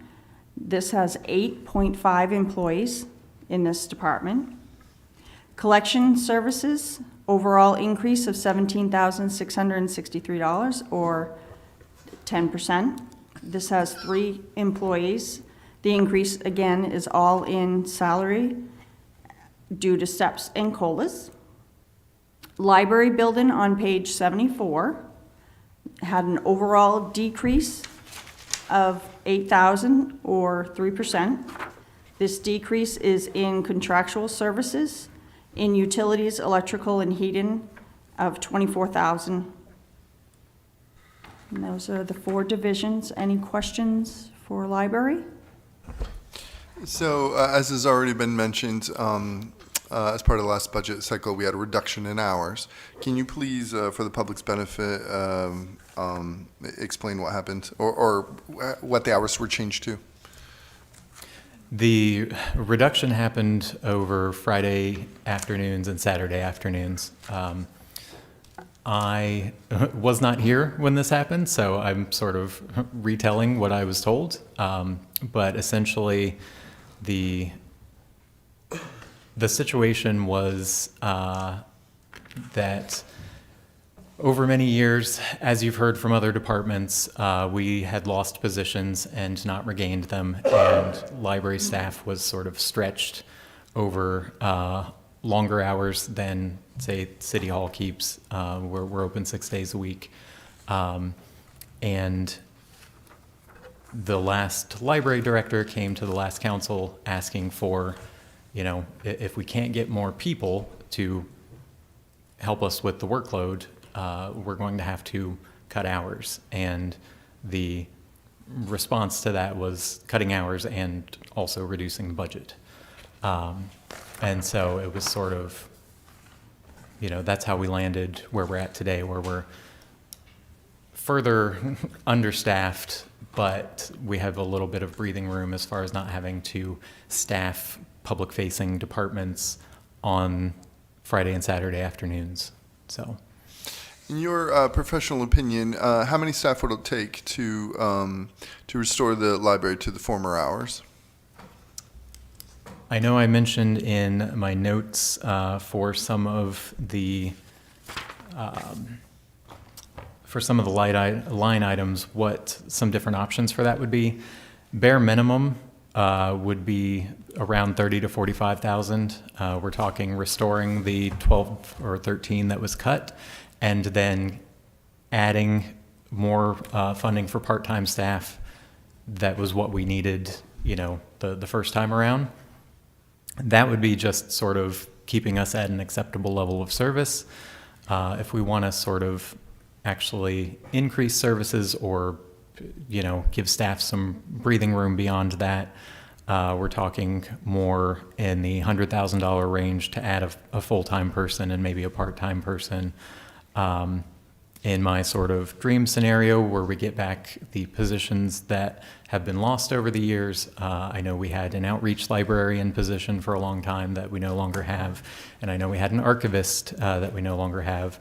Those are areas of huge opportunity for us that we don't have the staff or the funding for that to make those things happen. We have archives, but we don't have an archivist. So essentially what we have is a room with dust, because we don't have a way to offer, what is meant to be the purpose of the archives to the public.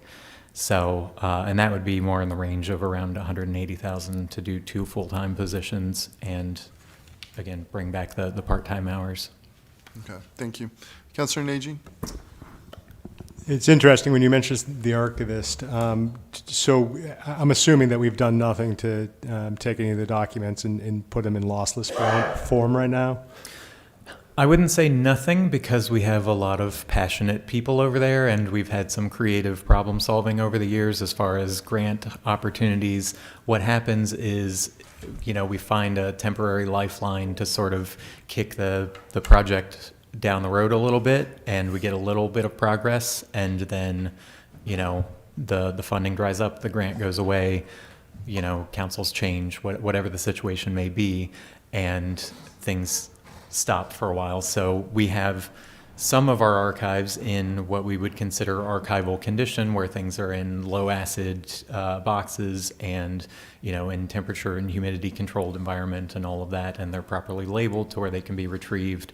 But it's not a full accounting of everything. So I was specifically speaking to scan digital and store. no, in that there's been very little in that as far as I am aware.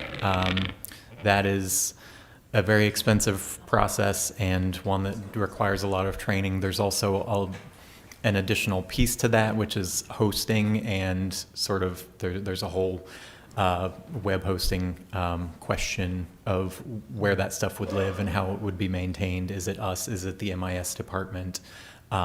There's a lot to think the Library through. of Congress. But the reason why I'm asking those questions specifically is because there is grant funding out there, and Of there's course. also support for that. And so I guess the question there is, you write your for the grants for the library. Who writes the grants? Does anybody write the grants right now? We do not have a dedicated person for grant writing. Grants are sort of as they come up and as they're relevant. I believe that grants over a certain amount actually have to go through you all. And so there's that bit of stumbling block as well, depending on what the project is and how much we're asking for. Do we get pre-approval from you? Does it have to go to you every time? And of course, as you might understand, there are always, timelines and deadlines and things to hit with grants that may not be conducive to coming to council every time. I appreciate all those answers and also what you and the library staff do. Thank you. Councilor Glant? Thank you, Mayor. 2 questions. This would be for City Administrator. On the parking lot, I would like to talk about a city-wide grant writer position, what that would look like. I think we've heard enough from people about grants, and I know from a past experience there's value in that. So I'd like to put that in the parking lot, please. The other question I have is, because I don't use the library, and I apologize, usage. Do you all track usage of people who come in, how many a day? And do you have any previous data when you had the extra hours? I don't need to have that today. I would like to see that information to know what we've lost or what people have lost the opportunity to use the library because we reduced hours, okay? Yeah, of course. We do. We are librarians. We do like data, so we have a lot of data points. We measure foot traffic. We measure how many people access the Wi-Fi. We measure library cards issued, number of books checked out. What I will say is, because we don't have a full year of data yet, we're sort of still in projection land as far as seeing where the numbers match up. But if we compare sort of year over year, we've not really seen a decrease in the amount of materials being borrowed. We've not really seen a decrease that's significant in foot traffic. The time that we did lose were sort of the slowest hours in terms of foot traffic. So not that you ever want to reduce hours, but that's, we haven't seen a huge downturn in any of the services that we provide as a result. Would some of that downtime hours, librarians doing some of the other things that can't be done right now, like archives or something? In other words, they just weren't standing there. I'm sure they're motivated to do something, so that time probably was productive in another area. Would that be safe to say? Yeah, absolutely. Under the current model, we do close to the public at 1 o'clock, but full-time staff are actually in the building still working on things until 5 o'clock. And so they use essentially that 4 hours to do all of the things that when they were previously, the staff was too small and they were stretched across those number of hours. They were not able to do all of the things that were sort of, your low priority clerical work type things that you think, oh, I'll get to that when I have time, and then you never have time. So that's things like purchasing books. We do acquisitions and things. It's not easy to do that kind of stuff at a public-facing desk where people are coming up and asking you questions, and you've got to keep your eyes on the other side of the room, people coming in and out, and you've got to figure out how often people are coming in and out of the bathroom and all that sort of stuff. All right, thank you. Councilor Harriman? Thank you. So I also wanted to talk about bringing the hours back to where they were, and I mean, I would like to see them expanded and have it be 7 days a week. I was kind of spoiled by when I lived in Brunswick. I was just looking at some of the hours that other libraries are open. Brunswick is, if I did the math right, 62 hours a week. We're at 41 and a half right now. So I'm just wondering, if you did, do you think you'd be able to hire the staff that you need to at least get back to the previous hours, potentially more, if you did have that funding? I think we would make it happen if we had the funding. For example, the 2 full-time positions. It's, there are a lot of things going on at the library, and it would be a time crunch, but we would make it happen. The previous 2 public libraries where I have experience were also open 7 days a week. That's sort of in my, intermediate term plan. I wasn't planning to come this year and ask for this. But I would like to see us fully restored at some point and even expanded into 7 days. I recognize that's also a union issue that you all will have to work through. But yeah, I mean, if we have the funding for it, 7 days a week, I would be all for it. But that's my last library system served a similar service population, and we had 4 full-time librarians and 3 regular part-time librarians in each of the public departments. Right now we have 3 full-time librarians and no regular part-time. It's all temporary part-time, so it's a lot of sort of cobbling together week to week based on who's available and who's been trained in what department and all of that.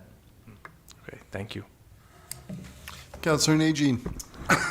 Just as a general question, and you won't have the historical knowledge based on the amount of time that you've been here, but I'm sure that somebody's tracking how much of this has shifted to digital publication and requests online. One of the things that is amazing about the library is that it can be all things for all people. So in my wife's case, her mom goes to the library to print emails. Like, that's the function of the library for her. And so and also to meet up with people that she knows. So there's so many different benefits to the library in different ways, but I'm wondering what we're looking at as far as our splits for both digital and in-person, and then also the services that we're providing. Like if we have any type of kind of like by the numbers as far as like, specific services that the library offers that are being provided. So. Yeah, I can certainly get you, lists of all of the different digital resources that we offer and things like that. I will say my expertise in my previous institutions, I come from the Midwest, and it was Midwest libraries have much more robust digital offerings, just as a matter of course. And so, again, if we're talking about my sort of long-range aspirational plans, it has been one of my sort of identified opportunities that we could be doing a lot more to offer more subscription databases and, digital lending mechanisms and things. There are many ways to offer services to people, like even myself, for example. If I didn't work at the library, I probably wouldn't physically go there, but I always have a book on my phone that I'm reading because I've borrowed it from the library online. There's a whole group of people who could be dedicated library users who use their library cards all the time without ever coming in the building. And we're missing out on serving people that way. And that's also a way that is agnostic of open hours, right? I can check out a book from the library anytime if I'm doing it on my phone. So, But to answer that as well, so that on that tech, just for something to think about, my library card is expired. And the reason why it's expired is because I have not had the opportunity to call to renew my library card while the library is open. So that speaks to both the library's hours and also the fact that the technology isn't there for somebody who is going to use the technology in order to just renew their library card. So just something to think about.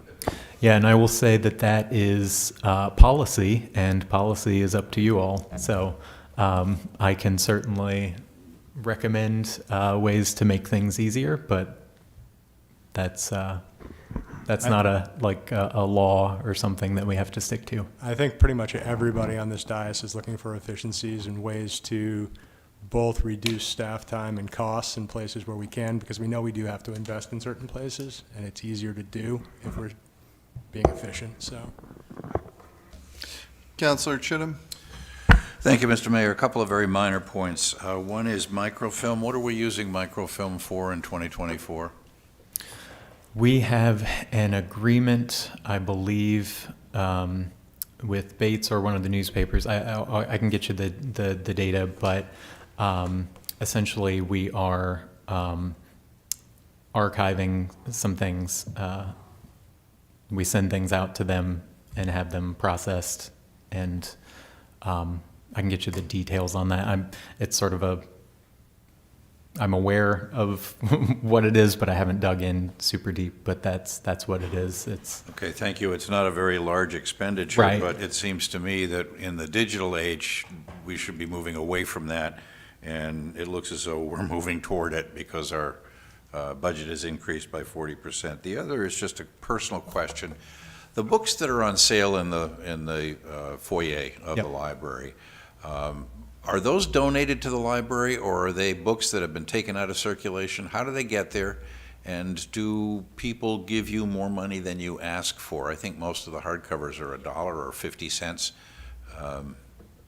Talk about that, if you would, for a minute. Yeah, certainly. So that group of books is managed by the Friends of the Library, which is a separate 501c3 organization that supports the Lewiston Public Library. Essentially, their mission is to do what they can to give us money to do things that don't make it into the council budget. And so the answer to your questions is yes. It is both things that have been retired from the collection because there's been a newer publication of it, or the data is outdated, or whatever the case may be, or it's something that was donated to the Friends from someone's personal collection, or someone passed away, or any number of reasons why a donation might happen. So any reason that they would have to have a book, they decide it goes out there, that it looks nice enough that the subject is, relevant enough that someone would want to buy it. We do accept more money than is required, and people will do that occasionally. We try to encourage people rather than doing that. We won't turn people away, but we try to encourage people rather to become dues-paying members of the Friends, because then they get to be sort of involved and they can help, that organization think of better ways to support the library. Councillor Glant. Thank you, Mayor. I would appreciate if you'd email me their information. Wonderful, will do. Thank you. Yeah, no, thank you so much for being here. And yeah, the library is not, I was very disheartened and thought that the reduction in hours was extremely misguided last budget term. And the library is not extra, it's not nice to have, it's the cultural cornerstone of our community. And the more that we can make it better for all of us, the entire city, the better it's going to be for Lewiston. Absolutely. And for my part, I will say, I don't want you to think based on what I have presented that I don't think that we should expand our hours. I don't know that now is the time to do it, and I want to do it in the future. My biggest concern was more, if I ask you for security and extra staff to open the library for more hours, and you say, okay, I'll give you the staff to open the library for more hours, you could give me 11 more staff and it wouldn't matter if people don't feel safe there. And so my staff told me over and over when I came on board, security, security, security, security. Nobody said we want to reopen. They were kind of mad about, the hours being reduced, but nobody said this is the thing that we need to work on. So I just want to be clear that I am an advocate for my staff, and this in this moment today is why I'm asking for this the way that I'm asking for it. Thank you. Further questions or comments from the council? Councillor Najin. I just want to say that feedback is greatly appreciated, and I can tell you it's a top-level concern of just about every community member I speak to as well. Public library is an amenity that's open for all and should be accessible for all. And so in that space, I think we have problems possibly that $15,000 security budget doesn't actually cover. But I appreciate all of your feedback and time for sure and what you do. Yeah, and again, my goal was to get something approved and to start making progress and to get us to a point where we can establish that, yes, this works, yes, this model makes sense, let's build on it. I was not intending for this to be a 100% wholesale solution to all of our problems, so. Yeah, no, and I appreciate your feedback. However, I disagree. I think now, we need to expand the hours the right way. We can't do it by cutting quarters. Wholeheartedly agree. And I would challenge the council to find a way to make that happen this next budget cycle, to at least restore, if not expand our hours. It's what our community deserves. Anything further? No, that's it for library. Director Houston, thank you very much for your service, and give everyone over there my best. Absolutely. Thank you, everyone. Thank you. Next, we're going to go over debt on page 75. The overall increase is $223,000, 3%. The principal decreased at $652. This is based off of the 2004 bonds being paid off this year. Interest increased $306,000. This is based on the estimated increase for the fiscal year 23 bonds that we will be going out to sale. The lease increased $569,211. This is for the 10 months of the police department due to the fact that they'll be in at the end of August, along with the JCI lease that we have for the energy efficiency project. That is debt service. Is there any questions?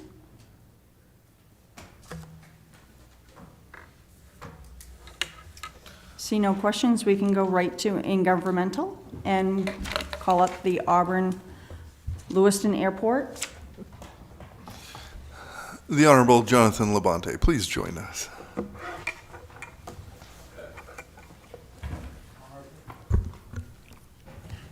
Former mayor. So this is proper page title. on 70, this is on page 77, under the intergovernmental.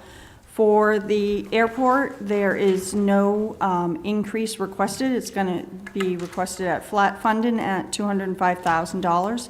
And I'll let Jonathan go over any points that he would like to touch upon. Want to introduce yourself? Jonathan Labonte. I am the Transportation Systems Director for the City of Auburn. And 1 year ago, this coming Friday, the board asked me as the chair of the board of directors to act in the place of an airport manager. So we've been working through a number of issues. Some of you may be familiar with, certainly Councilor Chittum serves as your representative, as a city councilor. Mark Blay serves as a resident appointee, and he's based there, and Director Roy serves as our treasurer. The memo that you see in the packet, both relating to our proposed budget and the capital budget, are self-explanatory. I'm happy to kind of go over some sort of high-level trends and drivers for you, or we can have Q&A, whatever the preference is. If you can just take a moment to give us an overview of the current state of the airport, where things are at. Financially, we're operating comfortably in the black. This time last year, we were probably trending towards about a $500,000 deficit for the fiscal year. For an entity without cash reserves at the time, there really was no alternative than to really take some aggressive and drastic action. So what you see in the FY25 budget, and as I shared with the board, I don't think that is what we'll see, say, for FY26. We're in essence rebuilding the business of the Auburn-Lewiston Municipal Airport as we continue to run a safe and fiscally stable airport. So high level landing fees are up 36% year over year. We don't charge a landing fee for aircraft under 4,000 pounds gross weight. So that's predominantly larger aircraft, jets that come in for business, pleasure, charters, or otherwise. Our fuel sales in dollars are up 22% year over year. The airport runs the fixed base operations, so the aviation fuel sales, tie downs, and some aircraft storage are run by the airport. As you get to larger airports, there tends to be a private concession that runs those, but our airport, Biddeford, Waterville, Bangor, Presque Isle, run our own fuel concession, and then we obviously can use the margins on that. You'll see that in the budget. A big part of FY25 is the stronger margins on fuel on one side, helping to support, in particular, paying the loan on Hangar 5, the former Lufthansa hangar, and the operating expenses without a tenant. Our tie down and hangar rent is up 94% year over year. Our expenses year over year are down 9%. So the revenues are up, the expenses are down. When you back out the fuel, obviously we buy the fuel in bulk. So there's a big expense before we then sell it and recoup that with margins. Without fuel, our expenses are down 28% year over year. There's been obviously layoffs that were necessary. There were other layoffs that were tied to improving the HR performance of the organization. There are some big initiatives in play for FY25. The board has authorized our first public-private partnership, I think, since 1987, when Jim and Tom Platts built the first private hangars at the airport. We'll be partnering with a private developer who is looking to build a box hangar, and we'll stand up pre-approved box hangar sites that we can make available for other investors. We received an earmark with support from Congressman Golden, and that project will be in front of the board in April to authorize proceeding with the design and engineering of that project, which will construct the target will be a 10-unit T hangar to store smaller based aircraft and increase our based aircraft.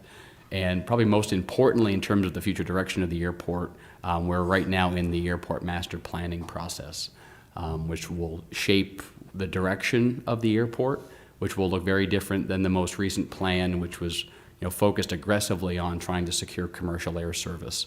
The focus coming out of the gate is really about how do we attract and retain and grow the general aviation community while providing quality services to visiting jet traffic. We want to be a major hub for regional general aviation activity in southern Maine. So there'll be more to come on that, but that's going to help us build a more robust 5-year capital program. I know the planning board, and I'm sure you folks would prefer, as you plan out your finances, to see a solid 5-year capital plan, but we also want to build a business plan around that so we can be predictable in terms of what we ask of the two sponsors for any operating subsidy. Yeah, I guess please continue if you have other things, or, yeah. I highlighted some of the year over year. We're continuing to review the staffing model for the airport. The org chart in previous fiscal years, depending on how you counted positions, was up to 13 positions. Those weren't FTEs. There was a mix of use of staffing agencies, part-time positions.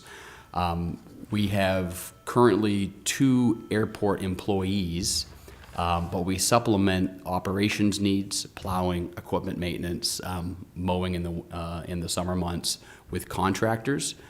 The same with what we call our line services, so supporting aircraft looking to purchase fuel, pulling aircraft in and out of hangars. We're in essence buying shifts for that service from one of the mechanics based at the airport, Durago Aerospace Solutions.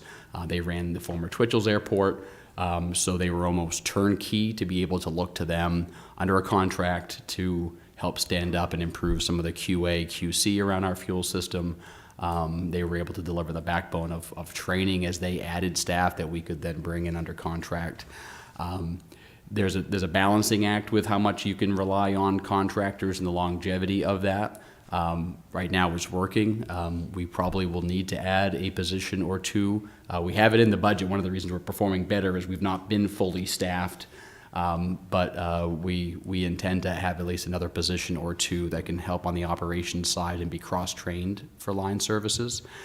The board at its most recent meeting, and this will ultimately adjust the final budget numbers on the personnel side, has discussed having contract management. So right now I serve as the board chair. So the city of Auburn pays me to do what they hired me to do, and then I also run the airport.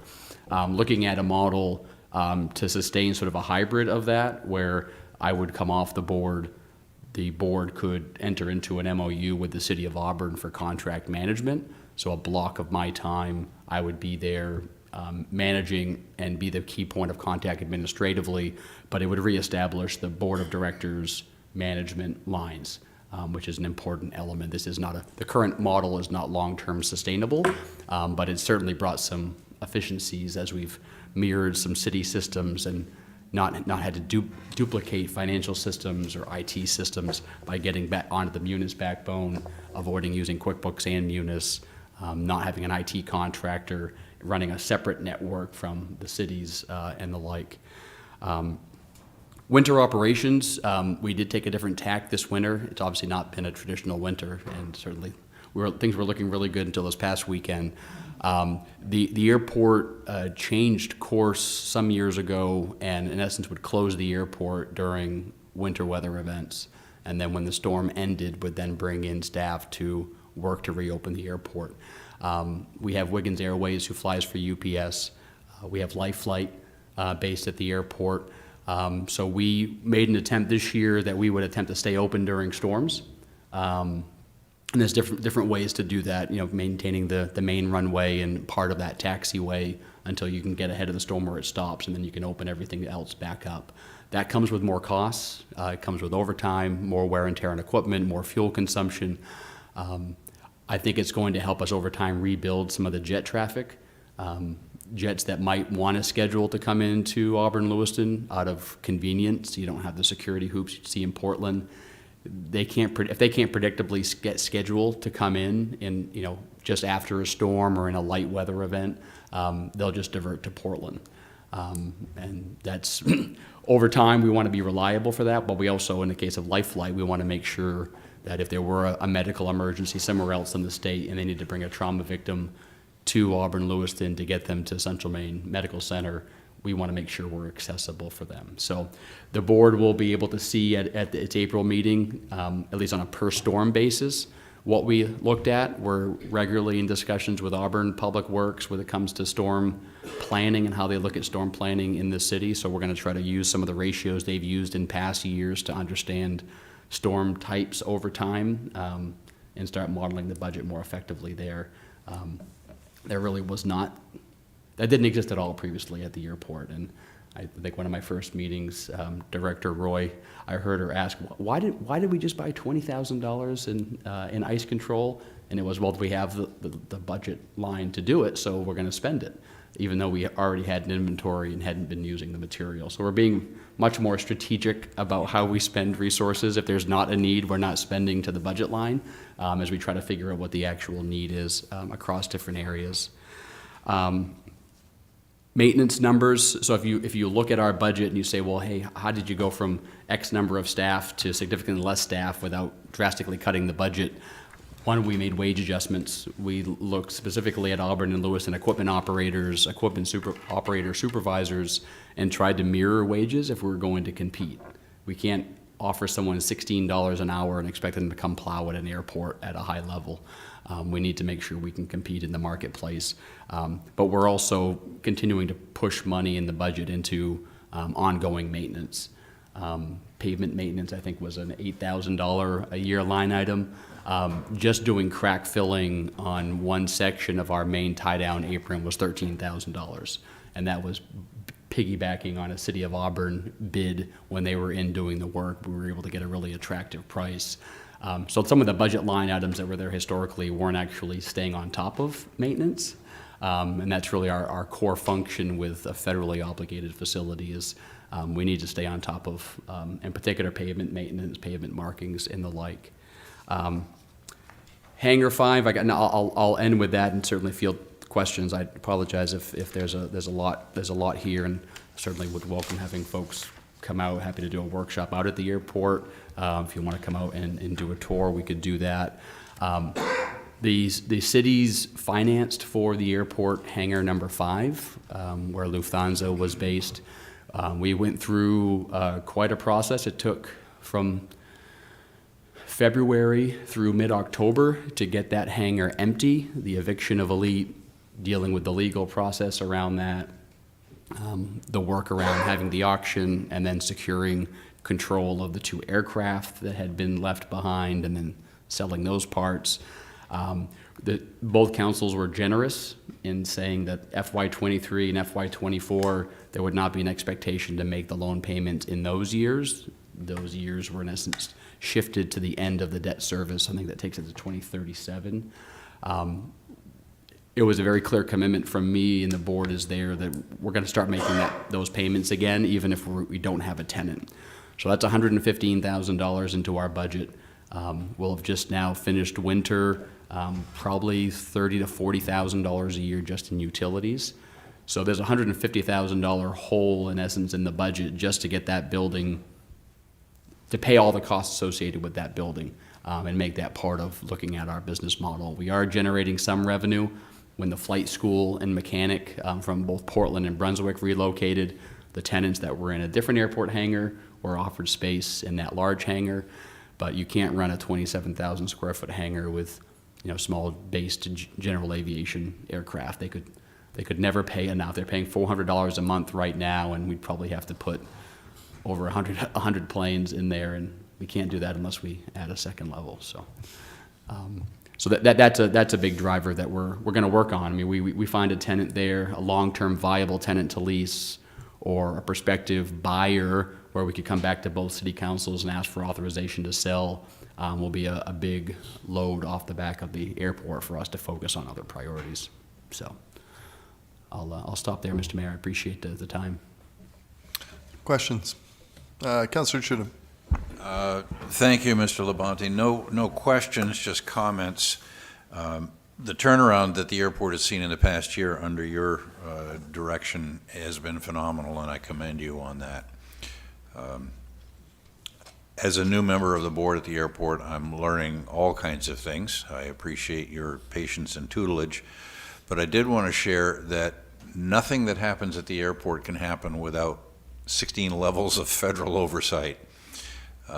Unlike many other organizations, the Federal Aviation Administration gets very involved in all activities at the airport, and I commend you on managing that and, in fact, working your way through all of the hoopla, the red tape, and the hurdles that have been thrown up. You do have a good working relationship with local FAA people, and that's an excellent thing. So thank you very much.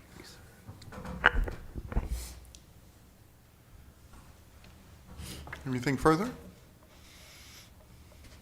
That's all I got. No, I'm sorry, I'm talking to you. Oh. Anything further? No, I think the only, I don't know, I mean, I guess the capital discussion may be, I don't know where Lewiston staff's recommendations sit on the capital.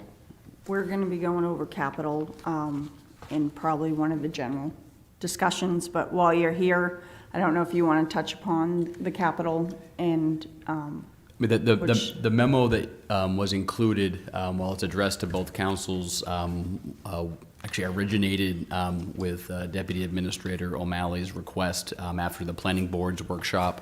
I had a chance to watch some of their questions, so it gives context as to why we have to capital program the two cities' obligations around some elements, and then specific to the 4 projects. I'll reiterate what I shared with management from both cities. The local match on the earmark hangar is essential to be able to get that project moving forward, and it will quickly have a payback in a way that a private investment or the airport going on its own to build a hangar would not. But if the two cities can put in what we've requested, we'll be generating we'll generate that back within a few years at the airport, and it'll be ongoing sort of base revenue. The other big piece is pavement maintenance, pavement management. FAA and DOT do annual inspections at the airport that flag conditions,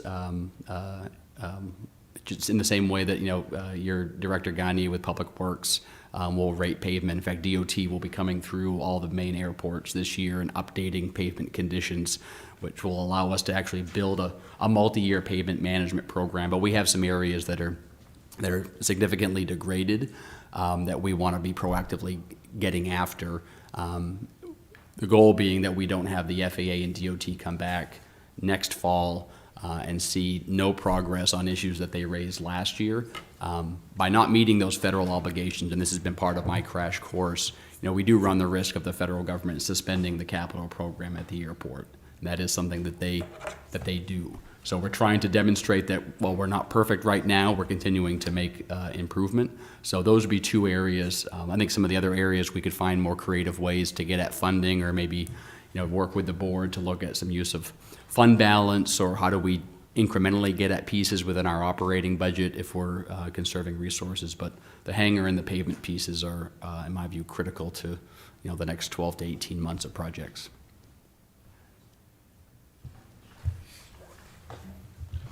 Well, thank you. And thank you for your service, and thanks for being here this evening.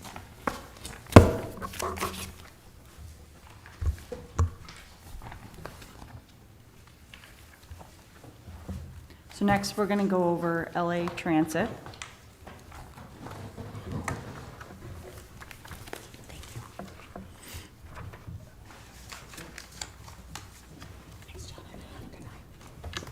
You received in your packet a memo. You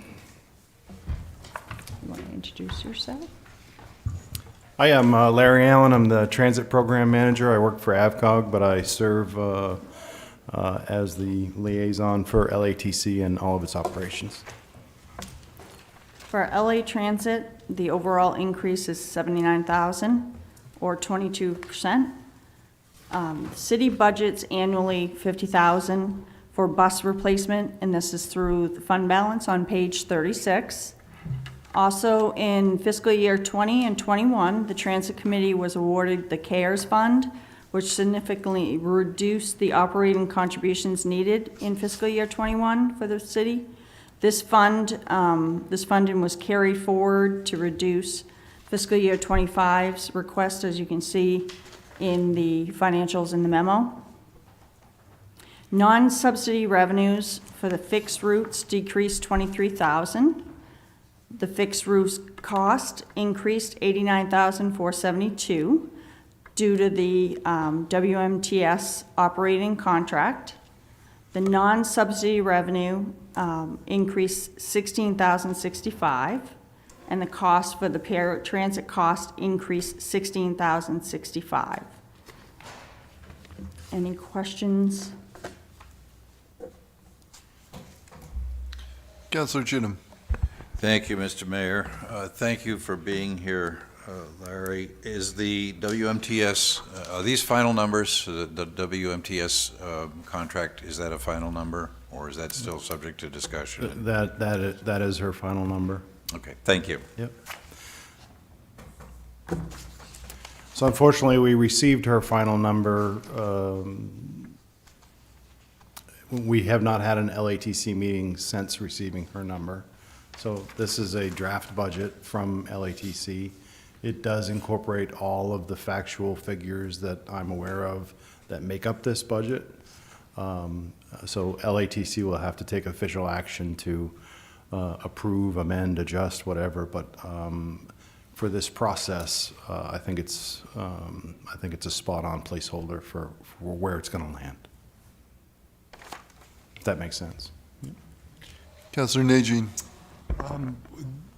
This, I think, is more directed towards administration, but I'm wondering if we could put on the parking lot, possibly just adding that one stop at Sunnyside Park, which is one of the entitlement communities within Lewiston for the Community Development Block Grant. And then, I don't know if I should ask you this or who I should ask this, but the conditions of some of the bus stops that exist, including especially and particularly the one on Tall Pines.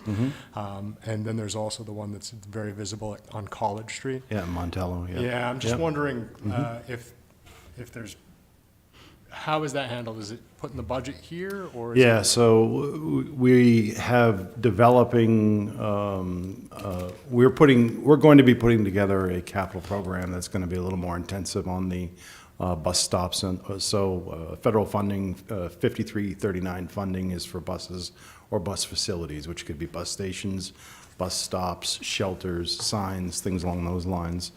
And we've identified a number of areas that need improvement, replacement, and both of those locations are included in that consideration. So a lot of that stuff's going to be discussed at our April meeting. And so that doesn't necessarily show in this operating budget, but there's additional state of Maine funding. Maine DOT has put aside some funding for transit stop improvements in their work plan. So we have specific federal funds for capital work like this that are apportioned to LATC every year. There's an additional state funding, and of course the two cities contribute to the capital reserves so we can buy buses and replace buses and facilities as situations come up. So both of those locations are going to be part of that consideration. Greatly appreciated. And the other piece I would just ask is, are you preparing for, so when we're going to be running the commuter connections to Portland, you've already factored in connections from both Lewiston and Auburn in order to meet the? Yes. Okay, perfect. Yep. Yeah, we'll be working closely with Maine DOT. Right now, currently, there's not a link from either of the bus stations down to the industrial area around exit 75 or the commuter lot or the Concord station. That this commuter service we're going to be able to piggyback on. So, our local transit service here in Lewiston and Auburn, the local service in Portland, those will be first and last mile contributors to that to that transit effort between those two metropolitan areas. So those things are all in development, but they're absolutely in consideration, so, yeah. And I guess the last little piece would be Dingley Press, and I don't know if it's been considered, but the second shift at Dingley in particular, is there any consideration for running a bus to that area at like 11 p.m. or, before 11 p.m. in order to get people to work? So not out of the CityLink system, but we've also been working. I've been working on behalf of CityLink and Western Maine Transportation, the Maine DOT, and the Workplace Transportation Grant. So we were able to start a service, not with CityLink operations. I just contributed to kind of putting the puzzle together. But we have the cities of Lewiston and Auburn now have the LA Works Link, which is a subscription service where after-hours employment transportation can take place. All you have to do is call. It's $3 a ride, and you can plan a week's worth of work. Transportation, typically those happen between the hours of 5 p.m. and 4 a.m., so it is specifically geared towards transit desert or desert periods of time where there isn't a transit system support. So that could also support, obviously, I used to drive a gentleman that lived in my neighborhood to their shift on Yeah. McDonald's up on Lisbon Street because there was nothing that ran at that time. Yep. That's interesting. Is that promoted anywhere that I can? So we do it socially, but I would love to share Yes, please do. 'Cause I with think anyone and everyone. that's really important for Yeah. folks that don't have vehicles and need to be able to maintain No question. jobs and different shifts. So No I would love question. to be able to promote that. That's fantastic. Yep. Thank you for everything that you just provided. Sure. Thanks. Yeah, thank you. Sorry, that's really good news, because I know of a couple different individuals and people who are unemployed because they can't get transportation. Yep. And there's a lot more work out there and no shift availabilities. Correct. Including the Walmart warehouse. Yep. That we might be able to tie people into to get them where they have to go, and that's a very, more than reasonable price, in my opinion. So just so you know, that program started with no fanfare, no advertising in June of last year. And as of last month, they've provided 6,000 rides. Fantastic. I mean, that's exactly the type of thing that we're talking about when we can put people at their jobs. You get people from, if you live in a demographic area where there's not a lot of jobs to work, yeah, it's nice to be able to Yep. get the transportation, so, great. Further questions or comments from the council? Anything from you, Mr. Allen? Nope, I appreciate your time and opportunity, and hopefully you enjoyed my graphics and my pretty pictures. I do want to, bring special attention to the fact that the CARES Act fund and the ARPA funds, those are all running out. They're probably running out for everybody in every program. We do receive an annual apportionment from the Federal Transit Administration. We're able to put those funds aside and use the CARES Act and the ARPA funds. FY25 will be the last year those funds will be available. None of them will expire. They will be used. But it has taken a tremendous amount of pressure off of the CityLink and Lewiston Auburn Transit Committee budget. Excellent. Thank you. Thank you. Thank you for being here. Sure.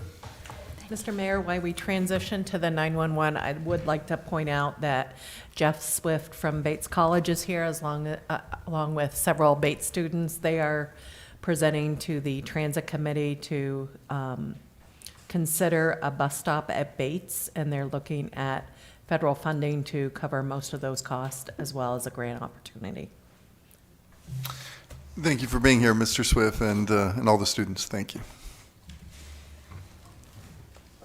Tim, you're up. Next, we'll do 911. It's also on page 77. 911's overall increase is $147,027, or 12%. Personal services increased $247,000, or 10%. There are 8 employees. Salary increase $220,718 for the 8 employees steps, along with 2 additional new dispatch positions beginning January 2025, with a decrease in overtime of $43,000.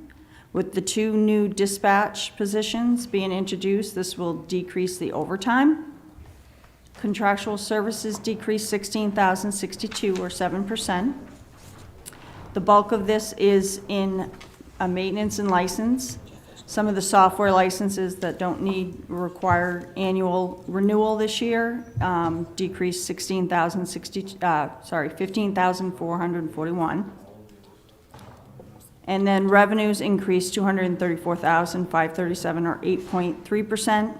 With this increase, it support the town of Poland increased slightly, the tower rental revenue, and the agency support totaled $564, and another slight increase in the ASO IT support.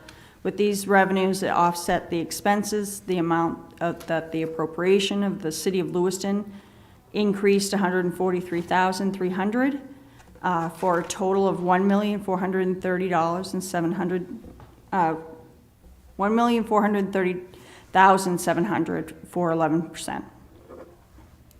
Any questions? Oh, sorry, you should introduce yourself. Sorry about that. Tim Hull, I'm the director of the 911 Center. Anything that you'd like to add, Mr. Hall? Yeah, I think I just want to touch on staffing. So early in 2023, the calendar year itself, we faced probably the most critical staffing shortage that I have ever seen. We were down 50% of our positions. Both the operations manager and myself were both working actual desks, and we were very close to being at a point of no return. As a result of that, the committee, 911 committee, worked with the union, did a wage study. We were, I wouldn't say the lowest paid in the state, but we weren't far from it, and we are one of the busiest. So some adjustments were made to our salary structure. Obviously, that impacts our budget in a negative way, but it impacted our staffing in a positive way. And right now, we have 2 positions that are vacant. So we were able to fill 8 positions in a very short amount of time. Prior to that, we were advertising positions and not getting any applicants. So it was successful, the adjustments to the wage scale. The only other highlight, really, other than the staffing and the impacts of the wage increases, is that in this budget, I've included funding for 2 additional dispatcher positions. And what I've tried to do as much as I can is offset the cost associated with those 2 positions by reductions in our overtime line, with the understanding that that would essentially allow us to staff with 6 dispatchers during day and evenings, which is obviously our busiest time. And if somebody is out sick or takes vacation or whatever the case may be, we would simply go down to 5 people versus paying overtime for that 6th person.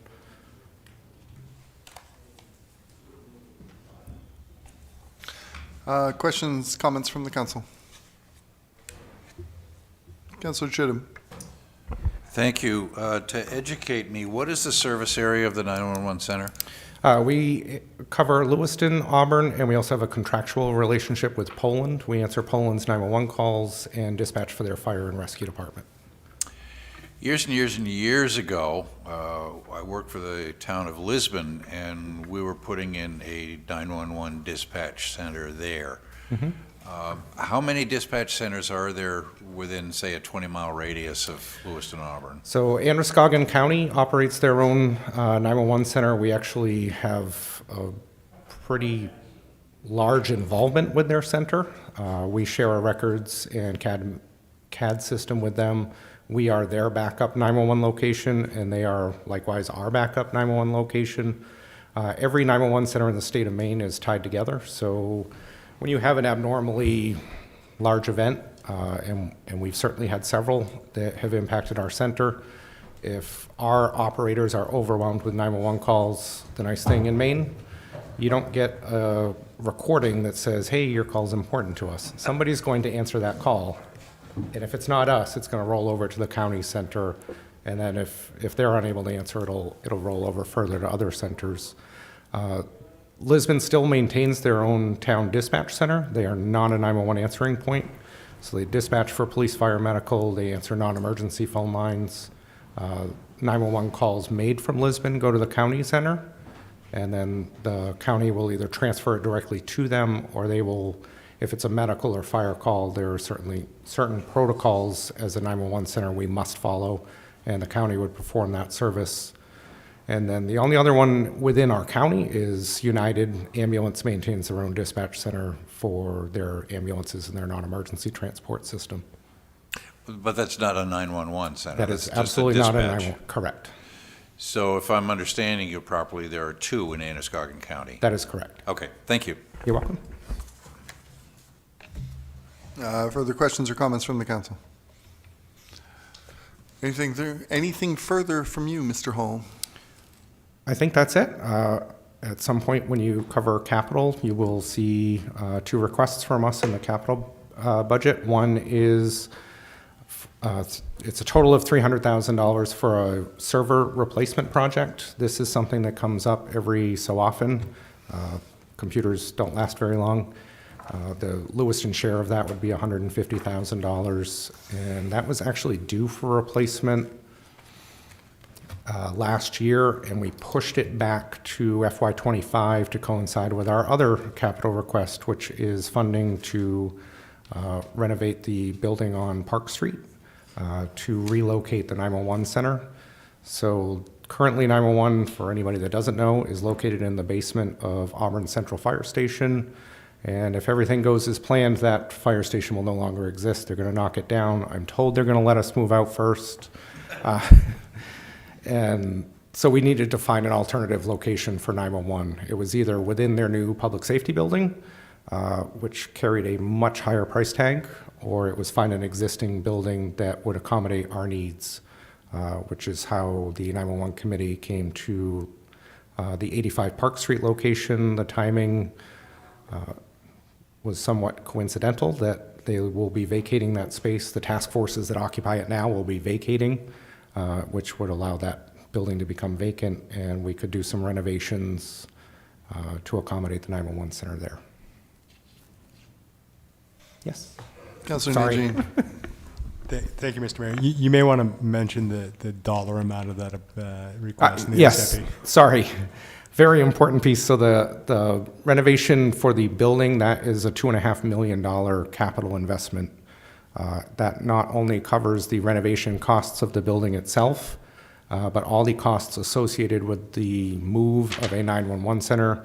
As you can imagine, we can't simply shut down on a Friday and stay closed for the weekend while we move our operations. There is certain equipment that we can't even move on our own. All of the 911 equipment, we actually have to pay a contractor through the state to move, and that cost alone is nearly $100,000. So it's a very expensive process. As a comparison, when we were looking at going into the public safety building in Auburn, cost alone for the construction was almost $4 million. So even though our capital request is significant, it's reduced quite a bit from what it was. Director Hall, you just made me think of something. So just to double check this, if, for instance, for whatever reason, the communications from the 911 center were disrupted, those calls automatically flip over to Androscoggin County, correct? That is correct. And are we charged per call? How does that work? What do we bill for? Nope, it's just a written contractual agreement between the county and us to back each other up. We do the same thing for them. Okay. And that's not abnormal. That exists at every 911 center throughout the state, and there's never a cost involved. Perfect. Thank you. Well, thank you very much for coming, Director. Yes. All right, thank you all.